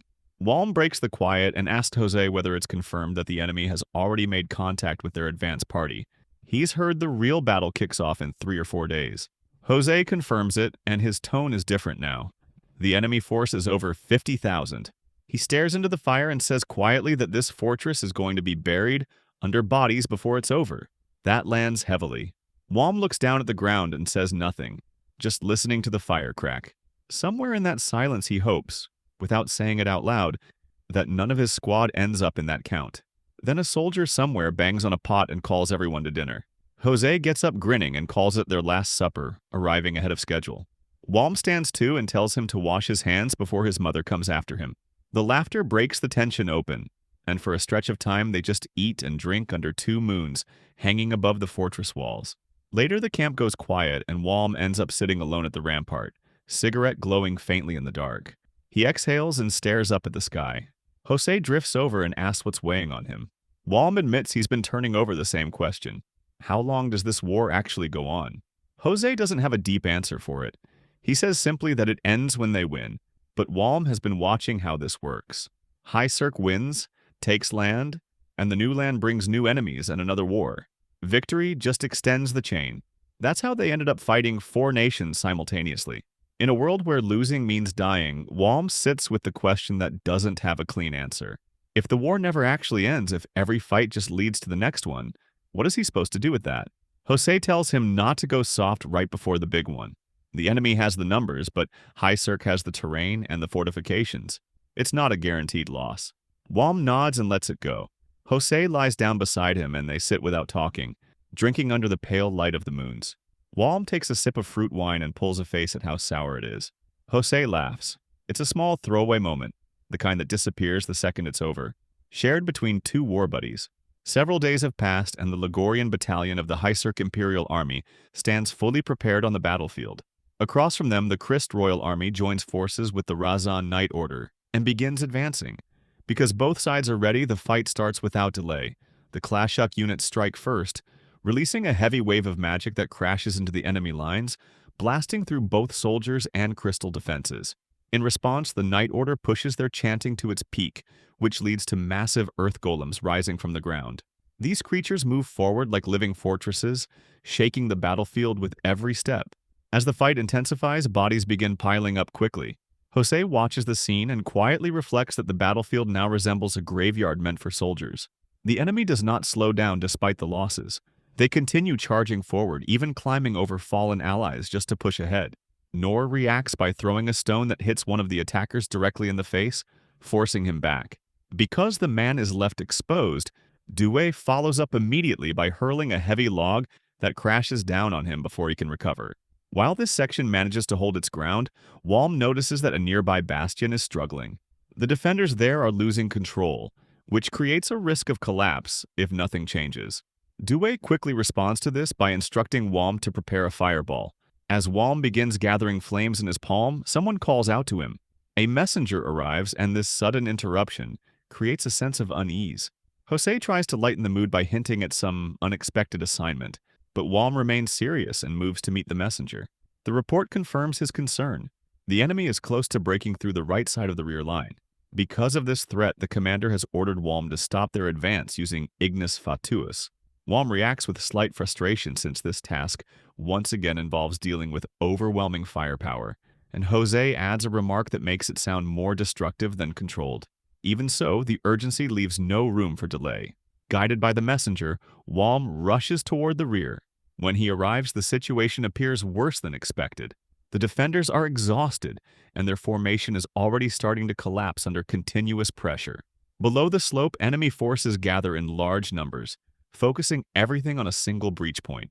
If that position falls, the entire bastion will follow, shifting the battle in the enemy's favor. Understanding the risk, Walm immediately prepares to act. He takes 2 shields and gets ready to use his magic. In this world, tight formations usually help soldiers survive close combat, but against Ignis Fatuus, such density turns into a deadly weakness. After putting on his demon mask, he releases the blue flames. The fire spreads rapidly, moving like a living force down the slope. As a result, chaos erupts among the enemy ranks. Their screams fill the air as panic spreads. Some try to escape, but the flames catch them before they can get away. The fire clings to both armor and flesh, burning through everything without stopping. It consumes them completely and leaving behind collapsing figures and the strong smell of burned metal and bodies. From above, Walm observes the destruction caused by his magic. Because his face is hidden behind the mask, he feels detached from what he has done. Without that sense of identity, fear and guilt no longer affect him, and he continues seeing himself only as a soldier carrying out orders. After returning, his commander acknowledges his actions. Walm accepts the recognition briefly and leaves without engaging further. The damage from Ignis Fatuus turns out to be severe. The Libertoa and Christ forces suffer the most, losing around 100 soldiers instantly with many more injured. Because of these heavy losses, the alliance of 4 nations is forced to retreat for the time being. In the trenches, the surviving soldiers are left covered in burns, their bodies shaking and their expressions empty from what they have experienced. Meanwhile, inside the Christ Army's medical tents, the situation becomes overwhelming. The air fills with screams and the smell of burned flesh as healing mages struggle to handle the number of injured. Myosane continues working without rest despite her exhaustion. She has treated many types of injuries before, but this situation feels entirely different since almost every patient suffers from severe burns. One soldier arrives barely able to breathe because his throat is damaged internally. She immediately focuses her healing magic there, managing to restore his breathing. Even so, she cannot fully heal him, since she must conserve her remaining energy for others. She moves on to the next patient, a soldier with serious burns across his lower body. He begs for help, and she reassures him while continuing her work. One after another, she keeps treating the wounded. As time passes, her vision starts to blur, and her body weakens from mana exhaustion. The other healers have already collapsed, leaving her as the only one still working. Because this is the only way she can fight in the war, she forces herself to continue. By sunset, the flow of wounded soldiers finally slows down. The tent grows quieter, with only tired breathing and distant flames breaking the silence. Maya looks outside and notices piles of bodies being burned. At that moment, a severely injured soldier crawls toward her. Despite his condition, he manages a weak smile and expresses gratitude for surviving. While struggling with emotion, he describes how a masked man released blue flames that wiped out everyone around him in an instant, leaving only a few survivors. Maya listens and gently comforts him, encouraging him to rest. Tears fall as she feels both relief that he survived and fear of what the war is becoming. The image of the man with blue fire stays in her mind, along with the thought of losing the people she cares about. With no control over the battlefield itself, she can only hope that those close to her never face that same destruction. Later, inside the command tent, the leaders gather and assess the situation. After considering the damage caused by Ignis Fatuus, they reach a clear decision. They assign Yuto Makoto, known as the Dragon Slayer hero, to track down and eliminate the man responsible for wielding that power. The discussion inside the command tent stretches on, growing heavier with every moment. One of the commanders finally lays out the situation clearly. He explains that the Hyzerk bastion they are fighting over is not their true objective. Even if it falls, Sarvo Fortress still stands untouched, meaning the enemy has not truly been weakened yet. He then reflects on their earlier progress. The Christ Empire had been leading the alliance, successfully capturing 2 bastions while the others struggled. That sense of achievement had given them confidence, but the events of the previous day completely erased that pride. Because of a single attack, their momentum collapses. He reports the numbers next. A total of 102 soldiers have died and 117 have been injured in one assault, all caused by just one Hyzerk soldier. The tent falls silent immediately. Some commanders struggle to accept it, while others begin to feel fear settle in. The idea that one man could inflict that level of damage starts to feel real. To remove any doubt, the commander calls in the surviving squad leader from the front lines. The man is brought inside barely holding himself together, his body wrapped in bandages with burns covering almost all of him. Even in that state, he explains what happened. He describes how his unit had been ordered to push forward in a full assault. They advanced up the embankment with shields raised, believing they could break through with enough force. That confidence disappears the moment someone warns that Ignis Fatuus has appeared. At first, he assumes it is just a rumor used to scare soldiers, but that belief does not last long. The attack follows immediately. Soldiers closest to the source are burned alive within seconds.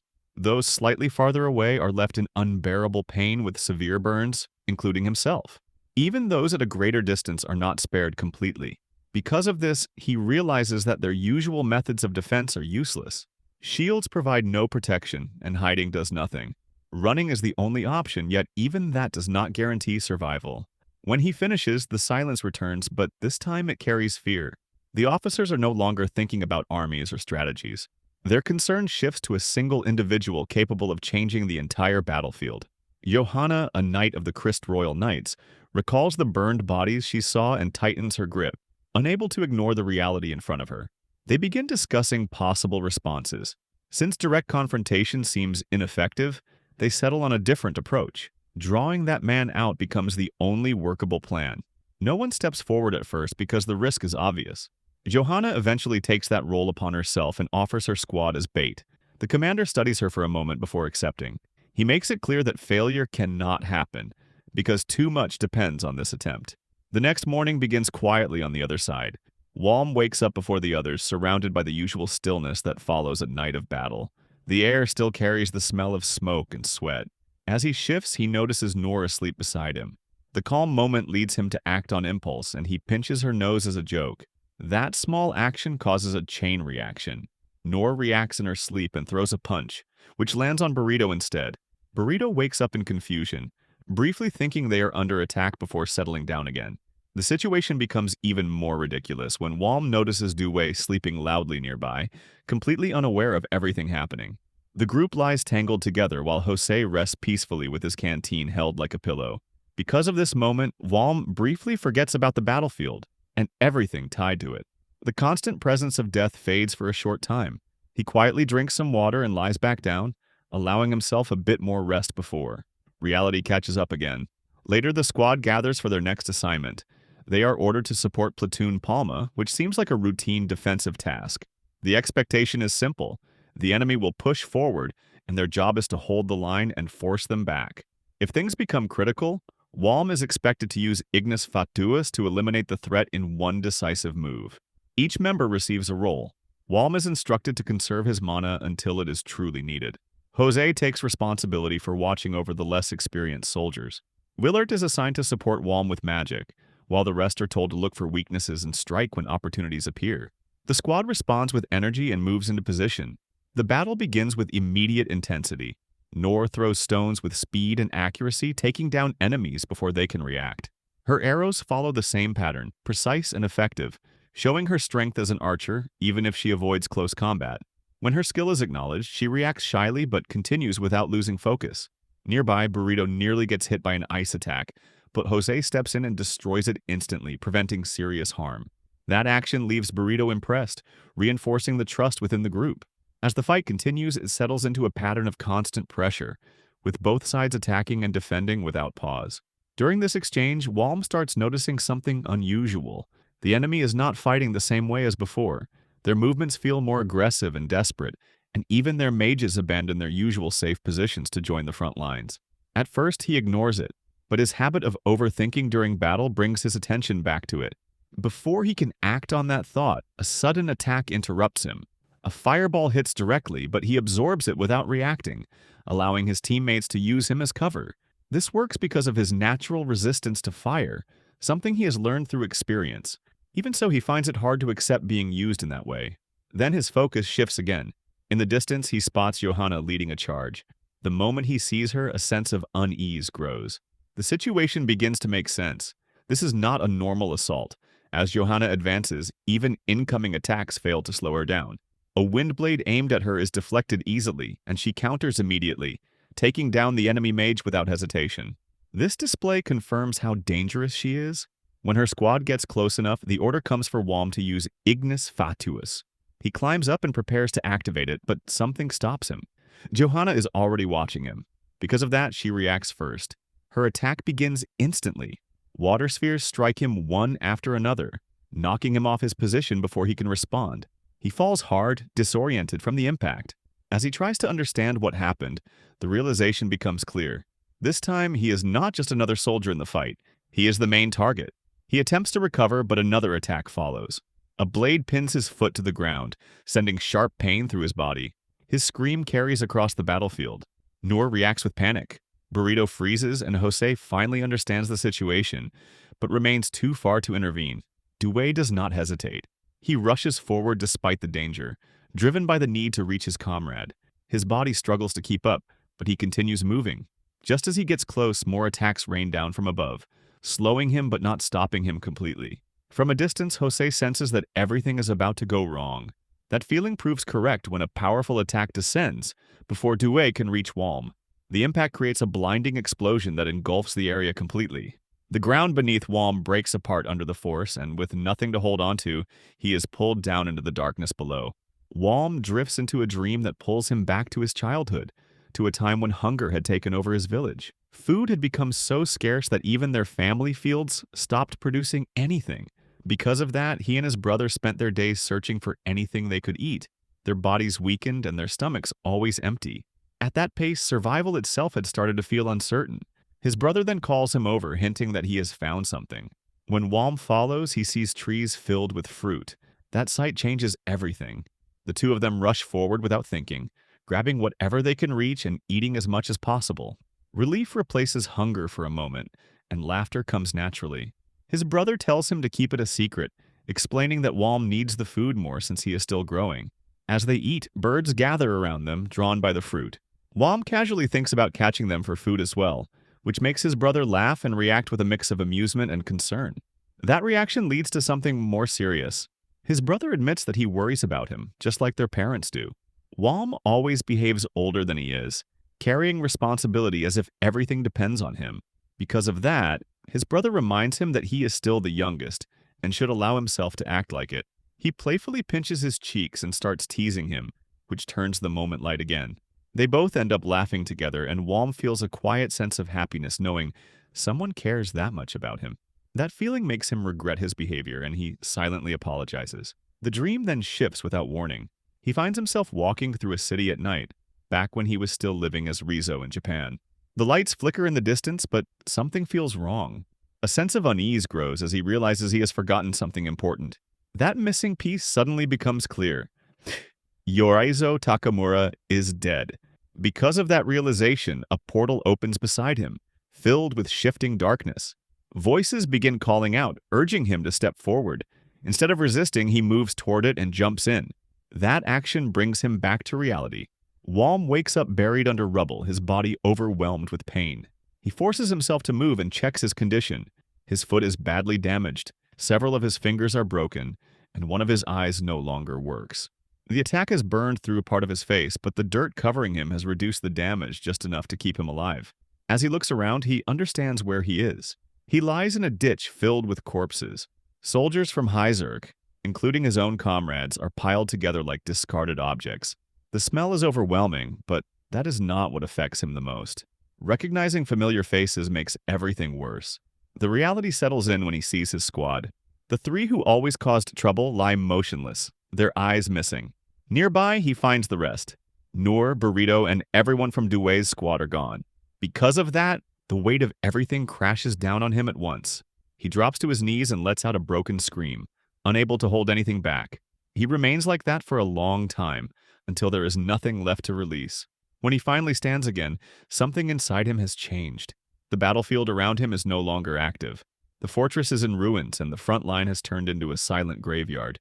What was once chaos has now become stillness. He notices the flag of the Four-Nation Alliance nearby, which suggests the enemy has taken control of the area.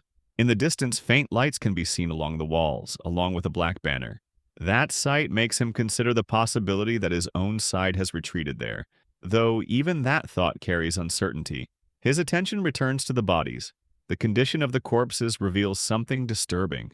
Many of them have been mutilated, especially their eyes. That detail reminds him of something his brother once told him, that those who lose their eyes before death are unable to find peace and are left wandering in darkness. The idea makes the scene feel even more cruel. Because of what he sees, he begins questioning the nature of the war itself. He wonders why such acts would be done, even against enemies. The thought that war should have limits crosses his mind, but it does not stay for long. A bitter realization follows. He remembers his own actions, how easily he has taken lives, and how little hesitation he has shown. That memory makes his earlier thought feel meaningless. He understands that death does not follow rules. It comes suddenly and without exception. That is the reality he accepts. In this world, survival depends on killing before being killed. As he processes this, two enemy soldiers approach the ditch. They seem to be part of a patrol and notice him moving. Because of his condition, they mistake him for something less than human and approach carelessly. Walm remains still, lost in his thoughts, questioning what keeps him alive. That question circles in his mind until an answer begins to form. Whether it is duty, revenge, or something darker, it gives him a reason to move. By the time the soldiers get close, he is no longer passive. He attacks without warning. His blade cuts low, severing both of one soldier's feet instantly. The man collapses, and before he can recover, Walm finishes him. The second soldier reacts and charges, but Walm catches the weapon directly and takes control of it. The fight ends quickly and violently, leaving nothing behind but silence again. Afterward, he looks up at the sky and thinks about Ignis Fatuus, the blue flame he commands. The idea is that if he uses it now, it might serve as a signal. Maybe it could guide those who died, especially his comrades, out of the darkness they are trapped in. At that moment, something nearby begins to move. The demon mask he once used lies within reach, almost as if it is calling to him. He picks it up without hesitation. With that decision, Walm raises his hand and prepares to summon his flame once again. Walm moves forward with complete clarity, and that clarity comes from loss. Because his entire squad has been wiped out, he no longer holds back. Revenge becomes the only thing guiding him, and that drives him to burn every enemy camp in his path. As he advances, tents collapse one after another, and the night sky lights up with fire. The smell of ash sticks to him, but he does not slow down because his goal is to make the enemy suffer the same way his comrades did. By the time the flames reach the sixth circle of camps, the damage is already spreading through the enemy forces. Inside one of the tents, Yuto lies awake, unable to rest. The screams from earlier still echo in his mind, refusing to fade, which keeps him from calming down. Because of that unrest, he struggles to regain control of himself. At that moment, Makoto rushes in and informs him that the camp is under attack. Yuuto reacts instantly and gets to his feet. His attention turns to Johanna and Ayane, which pushes him to move without delay. As he steps outside, he sees a massive blue fire spreading across the different circles at an alarming speed. That sight makes him realize that the user of Ignis Fatuus is still alive. He had believed that he had already killed him, so this forces him to assume that the man has somehow returned, possibly as something no longer human. Even with that thought, he does not stop. The guilt he carries remains, but his worry for Johanna and Ayane drives him forward toward the flames. At the same time, in another circle, tension builds for a different reason.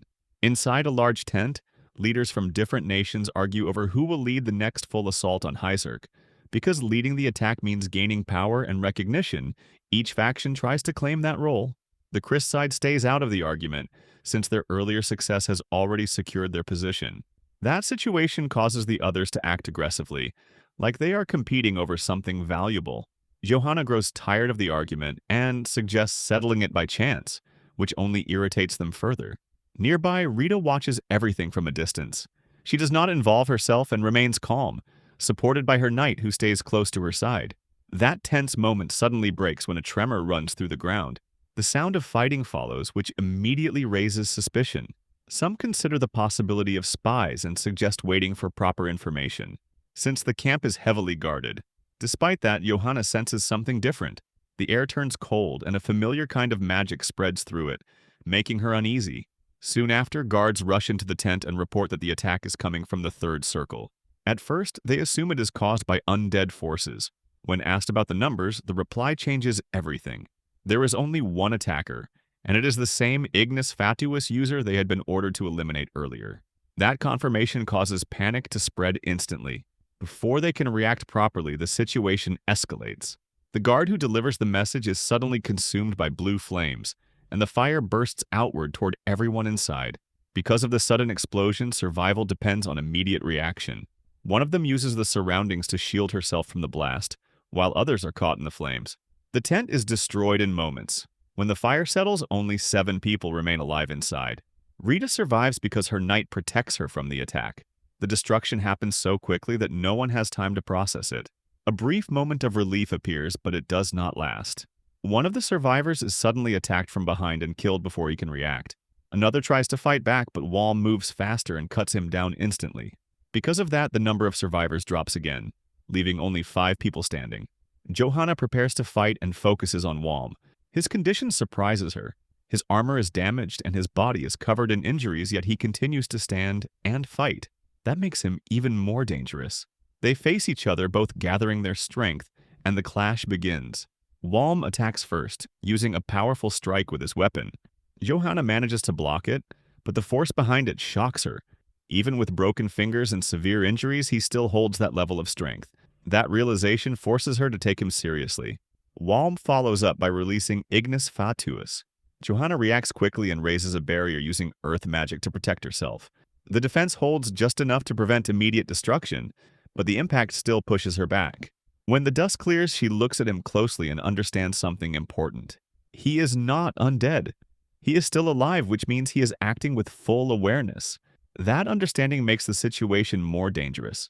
Without allies around him, Walm has no reason to hold back. Johanna realizes that he is not here randomly. He has come for revenge. She attempts to reach him with reason, explaining that continuing this fight will not change anything and that he is the last survivor from his battalion. Instead of calming him, that only fuels his anger. Because of that, he releases another wave of Ignis Fatuus. Before the attack can reach her, her knight intervenes and strikes Walm from the side. The impact interrupts his attack and weakens the flames before they can fully spread. Walm reacts to the pain and immediately shifts his focus to the new threat. He swings his weapon toward the knight, but Johanna joins in at the same time. That turns the fight into a 2-on-1 battle. Both sides push forward without holding back, and the intensity rises quickly. At a distance, Rita remains frozen, unable to move. The sudden destruction leaves her unable to understand what is happening. Only moments ago, the tent had been filled with people, all of them arguing, voices raised over strategy and power, and now almost all of them are gone. That shock keeps her in place. her feet refusing to respond to any command her mind tries to send. As she slowly moves back, she notices something about Walm. His appearance feels familiar. That realization becomes clear when he is pushed back and lands near her. Their eyes meet, and recognition happens on both sides. Walm expresses regret that he did not kill her earlier, and those words hit her deeply. She remembers the person he used to be, someone who once showed kindness. Now that image is replaced by someone filled with pain and anger. That contrast leaves her shaken, caught between what she remembers and what she is witnessing. The fight continues as her knight attacks again. Walm blocks and counters, keeping up with both of them despite his injuries. The exchange remains intense, with neither side backing down. Rita stays where she is, unable to act. She has always believed she was doing what was right for her country, but now she cannot even move to help. The situation exists because of the choices made by her side, and that realization weighs on her, pressing down steadily with every passing second. After some time, the fight reaches its end. The outcome does not come from defeat, but from Walm creating an opening. He uses Ignis Fatuus again, not to destroy, but to distract. That moment allows him to escape from the tent. The knight returns to Rita and checks on her condition. She confirms that she is unharmed and focuses on Walm instead. It becomes clear that he has escaped using his flames. The knight also confirms where Walm comes from, but there is no time to focus on that detail. Other survivors begin to emerge, all shaken by what they have experienced. Facing Ignis Fatuus directly changes their understanding completely. They realize that they had underestimated Walm, and now they see him as an even greater threat than the heroes themselves. Because of that, they decide to regroup with the rest of their forces and locate their main commander. Rita follows them, but her thoughts remain unsettled. She cannot ignore the feeling of being powerless at such an important moment, and that feeling does not fade as she walks. Meanwhile, at Sarvo Fortress, Commander Gerard observes the situation from his side. He reflects on recent events, especially the loss of the Ligurian battalion. Despite his experience, he knows that he cannot replace the soldiers he has lost. Because of that, he considers different strategies such as traps, assassinations, and sabotage, turning each option over carefully in his mind, but none of them seem effective enough to change the situation in any meaningful way. That leads him to settle on a different plan. He decides to hold the fortress for as long as possible while slowing the enemy down through destruction of the surrounding area. Retreating without resistance would cost him his position, something he refuses to accept under any circumstance. At that moment, the windows begin to shake, which draws his attention outside. When he steps onto the rampart, the cold night air meets him immediately, and what he sees stops him. A massive blue fire is spreading across the bastion in wide, sweeping movements that consume everything in their path. That sight confirms something unexpected. Walm is still alive. Instead of concern, that realization excites him. He reacts immediately by ordering a full mobilization. Every available soldier is to move, and preparations for a trap begin at once. Speed becomes the most important factor, and there is no room for hesitation. When someone questions the decision, he shuts it down without allowing doubt to spread or take hold among the ranks. He continues giving orders without pause, his voice cutting through the tension with authority, making it clear that the outcome of this night will decide everything. The camp bursts into motion the moment the fire spreads. Walm sets a storehouse ablaze on purpose, and that single act shifts everyone's attention. Because the flames threaten to reach nearby oil barrels, panic takes over and soldiers rush to contain the fire instead of searching for him. The blaze grows stronger with every passing moment, fed by the dry wood and the wind moving through the camp, and as the chaos spreads, more wounded begin to appear. While the camp struggles, Walm moves away from the center of attention. He drags the body of a Philius soldier into a hidden spot, planning to use it. As he stops, the wound on his side suddenly tears open again, and blood starts pouring out in a steady, persistent flow. The injury from the old man proves deeper than he first thought, cutting further into muscle than he had initially judged, forcing him to pause and catch his breath. That pause leads his thoughts in another direction. The idea of revenge begins to lose its shape. He realizes he has not found the three heroes or the main cavalry force. He has failed to kill Johanna, and has even been overpowered by someone unexpected. Because of that, his purpose starts to feel unclear. He looks up at the sky and reflects on everything, directing his thoughts toward his fallen comrades. He wonders if the fire he created is enough for them. The silence that follows gives him no answer, which pushes him to move forward again. He decides that escaping comes first, but to do that, he needs to change his appearance. When a search party finally reaches the area, they find what appears to be an injured Philia soldier lying on the ground. One of them immediately steps in to help, lifting him up and supporting him as they begin to move. As they walk, the soldier keeps him talking to prevent him from losing consciousness. That injured soldier is actually Walm, already blending into the situation. While being carried, he glances back at the burning storehouse and quietly reflects on his old armor, acknowledging how many times it protected him through close calls and sustained fighting. That thought carries both gratitude and a silent farewell. The soldier helping him reassures him that he will be safe once they reach the medical area. Hearing that, Walm considers eliminating him at the first chance but chooses not to act yet. Because staying unnoticed offers a better advantage, he decides to continue the act and blend in further once inside. When they reach the sick bay, the soldier calls for help and hands Walm over before leaving. Shortly after, the healer arrives. It is Ayane. Walm recognizes her immediately as one of the three heroes, confirming that all of them are present in this world. She begins examining his condition. His body shows clear damage with bruises, a deep wound across his abdomen and ankle, broken fingers, and fractured ribs. Once she understands the extent of his injuries, she places her hands on him and begins healing. The effect is immediate. His wounds close rapidly under her magic. That speed shocks him. He has never witnessed healing at that level before, and it explains why enemy soldiers can fight so recklessly. With someone like her supporting them, their endurance increases drastically. Because of that, he recognizes her as a serious threat that must eventually be dealt with. He considers attacking her right then, but the situation stops him. Acting now would expose him instantly, and without orders or a clear chance of success, the risk becomes too high. Because of that, he remains still and allows her to finish. When the healing ends, his body is restored except for his damaged eye. He acknowledges her help and then moves on without drawing attention. His next step is to disappear into the group of patients. As he walks through the hallway, he suddenly spots Johanna along with the other two heroes.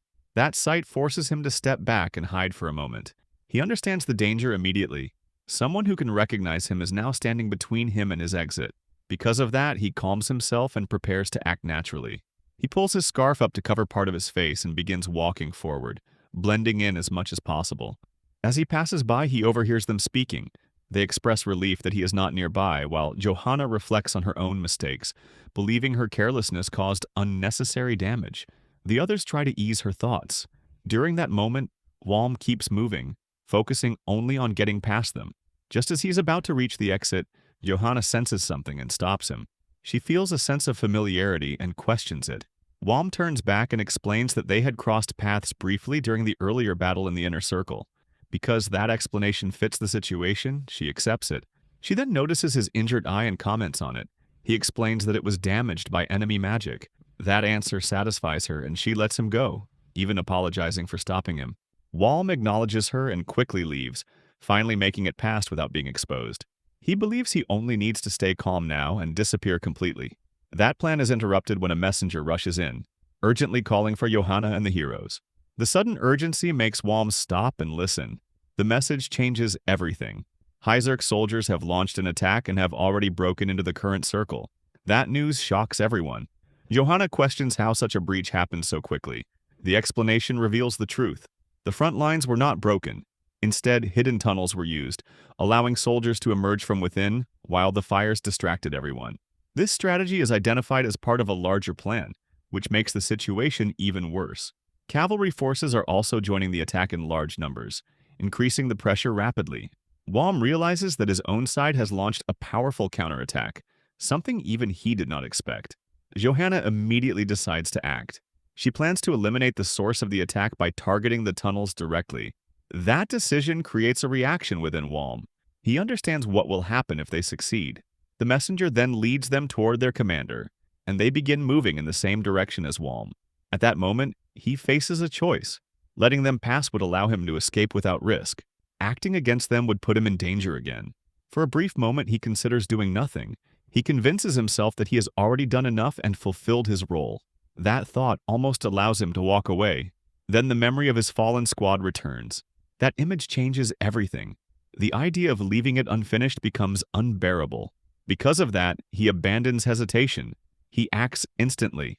The messenger is killed before anyone can react, and the sudden violence freezes the scene completely, everyone standing locked in place for a suspended moment. As Johanna moves forward, Walm takes control of the situation. He warns everyone not to move and reinforces it by burning the body with blue flames, the heat rising sharp and immediate in the enclosed space. At that point, his identity becomes clear to them. The disguise is no longer needed. With that, he declares his next move. The healer and all the wounded present are now under his control, turning them into hostages. Johanna understands the situation the moment it settles. Walm stands between them and the exit, which means there is no simple way out.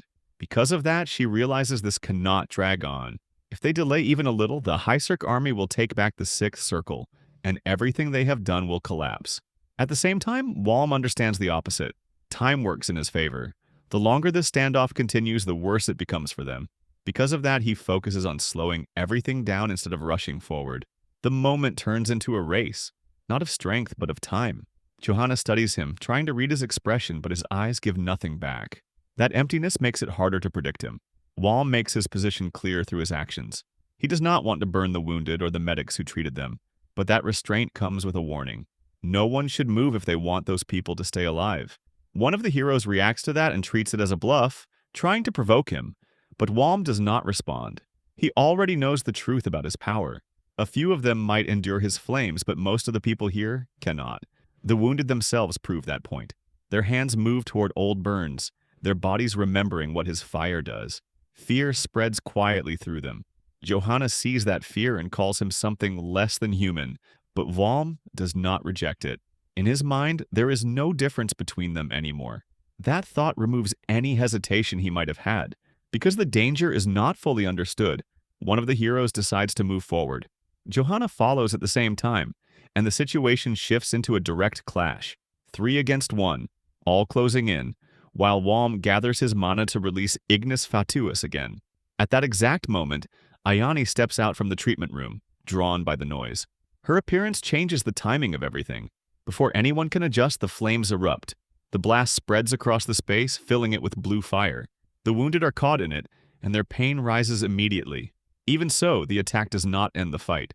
Johanna reacts in time and raises a wall of earth, shielding herself and the other 2 heroes. The barrier reduces the damage, but it cannot stop it completely. The impact still reaches them. One of the heroes loses the use of both arms, while the other is struck by debris from the broken defense. In a single moment, 2 of them are taken out of the fight. Walm takes advantage of that shift and pushes for surrender, offering a quick end, but Johanna refuses to yield. That refusal keeps the conflict alive, even as the situation worsens around them. Before anything else can happen, a new force breaks into the scene. The wall of the sickbay is torn open, and Commander Gran arrives. His presence changes the balance immediately. He does not hesitate and attacks Walm at once. Walm blocks the strike, but the strength behind it is overwhelming. The blow crashes into his side and sends him flying. The difference in power becomes clear in that single exchange. Johanna reacts to what happened and tries to take responsibility, but Gran does not allow it to continue. He cuts her off and orders her to take the injured heroes and leave immediately. The circle is about to fall, and staying here will only lead to more losses. She resists at first, unwilling to leave, but Gran insists. His decision leaves no room for argument. He stays behind to face Walm alone while she carries the wounded away. Walm rises again after the hit, proving he is still able to fight. That alone surprises Gran. He had expected the attack to finish him, but Walm stands again, showing that he is not an easy opponent. Walm prepares himself and makes it clear through his actions that he will not allow them to escape. Gran answers that intention with his own, making it clear he will not let Walm follow them either. Their weapons meet, and the fight begins properly. Walm immediately feels the weight behind Gran's strikes. Each blow carries raw strength, similar to what he has experienced before, but sharper and more controlled. That forces him to adjust his approach. Before he can fully change his rhythm, Gran closes the distance and locks him in place by grabbing both his arm and weapon. The control is sudden and firm. Walm barely avoids the next strike and pulls back, but Gran follows without slowing down.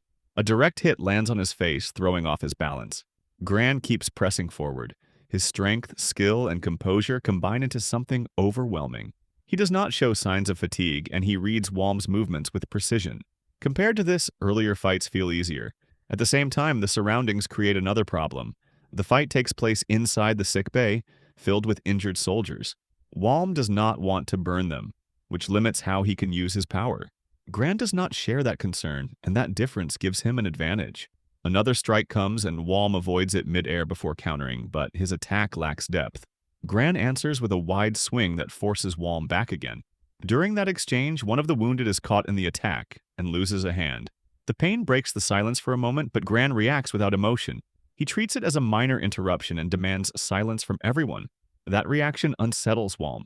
To Gran, the people around them hold no value beyond being obstacles. The fight continues and Gran begins to gain control.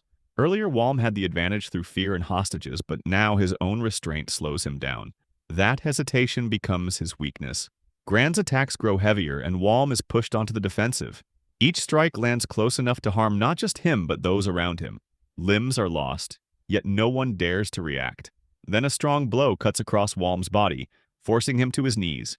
Gran approaches steadily, preparing to end it with his own hands. Still, something feels off to him. Walm has not used his flames again.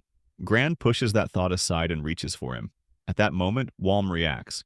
He grabs Gran's wrist and reveals that he has been waiting for this opening. Gran attempts to strike again, but Walm blocks and counters at the same time. The blade cuts through, taking several of Gran's fingers.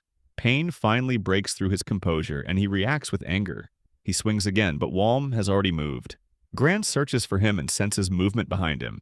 He attacks instantly, but the target is only a wounded patient. By the time he realizes it, Walm is gone from that spot. The fight has shifted. Gran begins to understand that Walm has not been setting traps from the start. Instead, he has been adapting, learning how to move within the limits around him. Using the wounded as cover, Walm reappears and strikes from the side, driving his blade into Gran. The armor reduces the damage, but the attack still lands. Gran reacts again, but before he can recover fully, Walm ignites the tip of his weapon. The flames spread onto Gran's armor, setting it on fire. That was the plan from the beginning. Gran continues fighting even while burning. He manages to break Walm's weapon, but the pressure does not stop. Walm uses the same wounded man as cover again, and the man accepts it without resistance. The moment shifts when Hyzerk soldiers finally arrive. Their presence ends the fight. Walm releases the body, and Gran tears off his burning armor. Gran accepts the outcome for now and withdraws, making it clear the fight is not over. Walm responds with the same attitude, showing no sign of backing down. At the same time, Johanna continues moving away with the injured heroes. One of them urges her to return because Ayane is still behind, but she does not turn back. She keeps moving forward, choosing survival over hesitation. Gran also leaves, ignoring the unfinished situation behind him. Ayane remains unconscious in the sickbay. When Hyzerk soldiers enter, they initially mistake Walm for an enemy because of the armor he is wearing. He stops them and identifies himself as part of the Ligurian battalion under Duel, explaining that the armor is only a disguise. A captain recognizes him and orders the others to stand down. Their mission has been to retake the Lost Circles, and Walm's actions have made that possible. Because of him, the Sixth Circle has fallen back into their control. The tension fades as the soldiers move on. A healer approaches Walm and offers him something to steady himself. He chooses a cigarette and tries to light it with his own flame, but nothing happens. His energy is completely gone. He reacts with a quiet sense of irony at his condition. Then the cigarette lights anyway. The healer helps him, explaining his own curiosity about the blue flames. Walm accepts it and responds with a simple promise in his own way. Once his strength returns, he will show the real flame again. On the other side of the battlefield, Hugo sits back in his chair and slowly smokes his cigar. His posture remains relaxed because the situation has already shifted in his favor. When his guard approaches and informs him that they need to move since it is no longer safe to stay, Hugo does not show concern. Instead, he takes in the outcome of the night. Because Walm has disrupted everything, the four-nation alliance has been pushed close to collapse. 2 of the 3 heroes are already defeated, and the last one, a healer, has been captured. That chain of events makes him feel that the war has finally become interesting. Because of that, he decides it is time for him to step in. At the same time, Walm regains consciousness. His body feels heavy as he wakes, and his thoughts take a moment to settle. A Hyzerk soldier stays by his side and reassures him that he is safe. He is now inside Sarvo Fortress. Because Walm remained unconscious for an entire day, the battle has already moved forward without him. The soldier explains everything carefully. During that time, the Alliance suffered heavy losses and had no choice but to retreat. As a result, the Hyzerk army managed to reclaim both the fortress and the outer areas. The battlefield has returned to its earlier state, but this time Hyzerk stands in control. The soldier credits that victory to Walm. Hearing that, Walm lowers his eyes and quietly drinks water. The outcome does not bring him comfort. Even though they have won, the cost remains clear in his mind. He understands that he could have died during the fight, and a part of him would have accepted that. Yet, at the same time, he still holds on to life. That conflict stays inside him. He survives, but everyone else from his side is gone. The soldier notices the change in his expression and becomes concerned. He gently informs Walm that once he finishes resting, he should report to Commander Berger and confirm that he has regained consciousness. Walm responds in a lighter tone, stretching the moment by asking for more water first. The soldier allows it and even reassures him that there is no urgency. The report can wait until later, so Walm is given time to recover. Elsewhere in the fortress, Berger handles matters in a completely different way. He stands in front of a prisoner and continues an interrogation without hesitation. Because he sees prisoners as nothing more than a burden, he uses pain as a tool without showing emotion. His focus remains on the wounded soldiers under his command. They need healing, and without a healer, many of them will die. Ayane refuses to help at first. Because of that refusal, Berger raises the pressure. He injures another prisoner in front of her, making the consequences clear. Survival here depends on being useful. That truth leaves no room for hesitation. When he extends the threat toward her assistant Maya, the situation changes. Ayane understands what will happen next if she continues to resist. Because of that, she finally agrees to cooperate. Her decision comes from necessity, not willingness. Berger leaves after securing her agreement. As he walks away, his actions make one thing clear. In war, there is no space for mercy. Only results matter. Later, Walm is brought to Berger's office. This time, the commander greets him with a rare sense of approval. He acknowledges the impact Walm has made. News of his actions has already spread among the soldiers, turning him into a figure of importance. Walm does not fully accept that praise. He explains that his survival was not something he planned. His battalion was destroyed, and he remained alive by chance. The loss still weighs heavily on him, especially when he thinks about Duel's squad. Berger listens and acknowledges that loss. At the same time, he points out something Walm cannot deny. He had the option to retreat, yet he chose to stay and fight. Because of that decision, Berger considers him worthy of recognition. He then promotes Walm to knight status. The title surprises him, but Berger explains that it is honorary. Even so, it carries meaning and influence both on the battlefield and back home. The council already views him as someone who can become a symbol. Berger continues and provides him with new equipment. He gives him armor and a magic pouch that can hold far more than it appears while staying light to carry. Since Walm's previous weapon was destroyed, Berger also hands him a new sword, crafted for those who have proven themselves in battle. Walm accepts everything with quiet gratitude. With that done, Berger assigns him a new role. From now on, Walm will serve directly under him. His first task is already decided, and it carries importance. Walm is ordered to guard Ayane, the captured healer. When he meets her, he explains his role clearly. He is there to protect her and also to keep watch over her.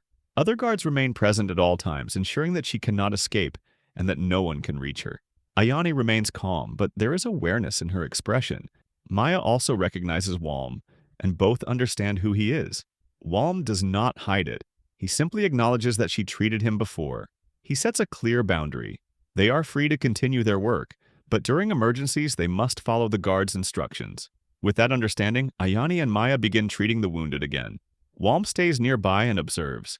As he watches, he begins to understand the scale of their ability. Soldiers who should not survive begin to recover.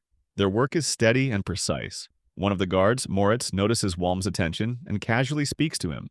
Their exchange remains simple, and Moritz shares his own unusual trait, showing pride in his resistance to poison. Even so, both of them return their focus to the same scene. Ayane and Maya continue saving one life after another. Walm realizes something important while watching them. Their healing feels more overwhelming than any destructive magic he has seen. Ayane's power and Maya's knowledge fit together perfectly, creating results that feel almost unnatural. Together, they form a balance that cannot be easily replaced. As days pass, the atmosphere inside the sick bay begins to change. The wounded recover, and their gratitude becomes visible. They start bringing small gifts, sharing what little they have. Because of that, the heavy feeling of the place slowly fades. Walm notices the difference. Even Ayane begins to speak with the soldiers naturally, as if the war between them has momentarily disappeared. For a short time, that calm reaches him as well. That calm does not last. A new patient is brought in after falling from the ramparts. Walm helps place him on the table, and Ayane begins healing him immediately. The process finishes quickly, and the man appears fine. However, something does not feel right. Walm notices that the man's body remains tense and his hand stays clenched. Because he has seen many wounded by now, that small detail stands out. His instincts react before his thoughts fully form. He moves forward at once. At that exact moment, the man reveals his intent. A hidden weapon appears, aimed directly at Ayani. Because Walm moved first, he intercepts the attack and crushes the man's arm, stopping the strike. The attacker continues, releasing concealed poison darts. Walm responds without hesitation and cuts them down before they can reach their target. He closes the distance and disables the man completely. Before the others can restrain him, the assassin dies from poison hidden within himself. Silence follows. Ayani struggles to process what just happened. Moritz attempts to reassure her, but the moment leaves a deeper effect. The reality becomes clear in a way that cannot be ignored. Healing saves lives, but those same lives return to the battlefield and continue the cycle. Walm steps in and ends the treatments for the day. He leads both women away from the room, giving them time to breathe and recover from what just happened. Later, during dinner, the atmosphere remains quiet. Maya encourages Ayani to eat even though her appetite is weak. Walm stands nearby, keeping watch. When he notices wine, he reacts based on his old habits, then realizes the difference between this world and the one he came from. Because of that, he shifts the moment in a simple way. He takes out food from his pouch and suggests preparing it differently, creating something warm to share. That small gesture changes the mood. The tension slowly eases, and Ayani finally relaxes enough to smile. For a brief moment, the war feels far away. Afterward, Walm steps outside into the quiet corridor. Before leaving, he makes it clear that if they need anything, he will try to provide it. Once alone, his thoughts turn inward. He recognizes the contradiction in himself. He feels sympathy for someone who suffers because of actions he was part of. Inside the room, Ayani watches him leave, her thoughts unsettled. Far away from this quiet moment, the situation continues to shift. News reaches Hugo that the assassination attempt has failed. Because of that, he concludes that their current approach will lead to defeat. He pushes for a harsher strategy, one that involves burning entire regions to force a larger outcome. Rita stands against that idea, unable to accept the cost it would bring. The matter moves to a vote, just as agreed before. Some support the plan, while others resist it. The division between them becomes clear. At the same time, in the Great Magical Territory, a group thanks a girl named Lethia for saving them, and she's grateful too and agrees to do more for Myard. The forest glows with an uneasy light, spreading through the trees in a way that does not feel natural. In that quiet space, a little girl stays close to her mother. She holds on to her with comfort because her mother is the only place where she feels safe. That sense of safety leads her to express her love openly, seeing her mother as the reason for her life. That peaceful moment breaks suddenly. An attack comes without warning, and because it is so fast, there is no time to react. Her mother is struck down in an instant. The girl cannot even understand what she is seeing before it is already over. Fear takes hold of her as she cries out and reaches forward. Even in that final moment, her mother focuses only on her. She urges her to run, making it clear that staying means death. That warning comes too late to protect them both, but it gives the girl a direction. Because of that, she tries to move, even though her body is trembling. The area around Sarvo Fortress, once filled with villages, has already changed. Something unnatural has taken over. As the girl moves forward, a massive creature appears in front of her. Its presence is enough to stop her in place. Because she freezes, more creatures close in. They surround her quickly, leaving no path to escape. The moment stretches as she struggles, but it does not change the outcome. The creatures drag her away and pain spreads through her body. She continues to cry out, calling for her mother, but nothing answers her anymore. Far from that forest, reports begin to gather at the command. One message follows another, each one carrying worse news. Gantria has fallen, and with it comes the first clear sign of how large the threat has become. Tens of thousands of monsters have appeared. They do not move like a normal force. Instead, they spread out and destroy everything in their path. Because of that movement, forests are being flattened as they advance. There is no pattern to it, only destruction. The scale continues to grow as more regions report the same thing. Cities begin to lose control, and their forces are forced to retreat step by step. The numbers rise again. Another region reports tens of thousands more. Losses increase, and the situation becomes harder to contain with each passing moment. What started as a threat now begins to feel like something much larger. The king listens carefully as each detail is explained. At first, the reports seem too extreme to accept. Then the pattern becomes clear. This is not a random event. It matches something known from the past, the Great Rampage. The informant explains it slowly. When demon territory is damaged beyond a limit, the creatures lose all control. They stop acting with purpose and begin destroying everything around them. There is no distinction between ally or enemy. Anyone caught in their path is wiped out. The king recalls what he has seen before. He has witnessed a rampage in the past, but it was much smaller. Even then, the destruction had been severe. Entire areas were lost and many lives were taken. Because of that memory, he understands what this means now. The informant continues, explaining the difference. This time, the disturbance began in a much larger region. Because of that, the scale has increased beyond anything they have faced before. The king connects the cause step by step. The demon lands outside Myraid's borders have been affected. That territory is the largest one. Because it was disturbed, the reaction has spread widely. He realizes that this did not happen by accident. The four-nation alliance likely caused it, trying to stop Hyzerk by using a method they could not control. That realization forces him to act. Holding their current position is no longer possible. If they stay, they will be swallowed by the same destruction. Because of that, he orders a retreat. The army will fall back to the former borders of Myrad. There, they will try to form a defensive line. Additional troops from other regions will be brought in to hold whatever ground they can. The order creates hesitation among his people. They struggle to accept leaving behind territory that cost them so much to gain. The king does not allow that doubt to continue. He explains that the threat is far greater than land. If they remain where they are, everything will be lost. Even the inner regions are no longer safe. Because of that, survival becomes the only goal. His focus narrows further. Protecting the capital alone would count as a success now. Even that outcome is uncertain. That understanding pushes him to act faster. Every moment matters from here on. Away from the command, the effects of that decision begin to show. Soldiers move along the roads and retreat. Their pace is uneven, and their formation keeps breaking. Because they are constantly under pressure, they cannot organize themselves properly. Some of them begin to understand what this means. The people of Myrad are no longer protected by a kingdom. They are being forced out, becoming refugees with no place to return to. Rita hears those words as they spread among the soldiers. Because she knows what led to this, the weight settles on her. The decision to attack the demon lands has turned into something much worse. She cannot accept it, but she cannot deny it either. That conflict builds inside her.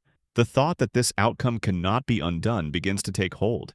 It leaves her overwhelmed, unable to find a way to fix what has already happened. At the same time, the disaster reaches even further. In the royal capital of Philitis, the king reflects on everything. Until now, war had been numbers and reports to him. He read about losses, but he did not feel them directly. That changes in a single moment. The monsters reach the capital itself. Because they are part of the rampage, they do not stop or slow down. They tear through the city without hesitation. The destruction unfolds in front of him, leaving no space for doubt. The king realizes his mistake fully. Even with all his knowledge, he chose a path that led to this. His actions helped bring this disaster to his people. As a ruler, he failed them. As the monsters approach, he accepts what is coming. The kingdom he ruled no longer exists in the way it once did. It has already fallen in everything that matters. The creatures reach him, and his end comes quickly. With that, the Philitis kingdom collapses. The four-nation alliance falls apart with it, unable to hold together after causing something this large. Elsewhere, Ayani travels in a carriage. As she looks outside, the land tells its own story. Bodies are scattered across the ground, and the number of them keeps increasing. Because of that, she begins to understand the scale of what has happened. The explanation reaches her soon after. The Alliance attacked the demon territories, and that action triggered the rampage. Because of that, the destruction spread in every direction. Hyzerk forces abandon their position and move to regroup, preparing to stop the monsters elsewhere. That truth settles heavily. The destruction around them is not random. It is the result of human decisions. Before that thought can settle fully, movement appears ahead. Goblin riders rush toward them, moving fast and without hesitation. Their presence shows that the outer defenses have already been broken. Because of that, there is no time left to think. Walm reacts immediately. He steps down from the carriage and prepares himself to face what is coming. He gives a short instruction to Moritz, trusting both of them to handle the situation. Here I am, know it's been a while.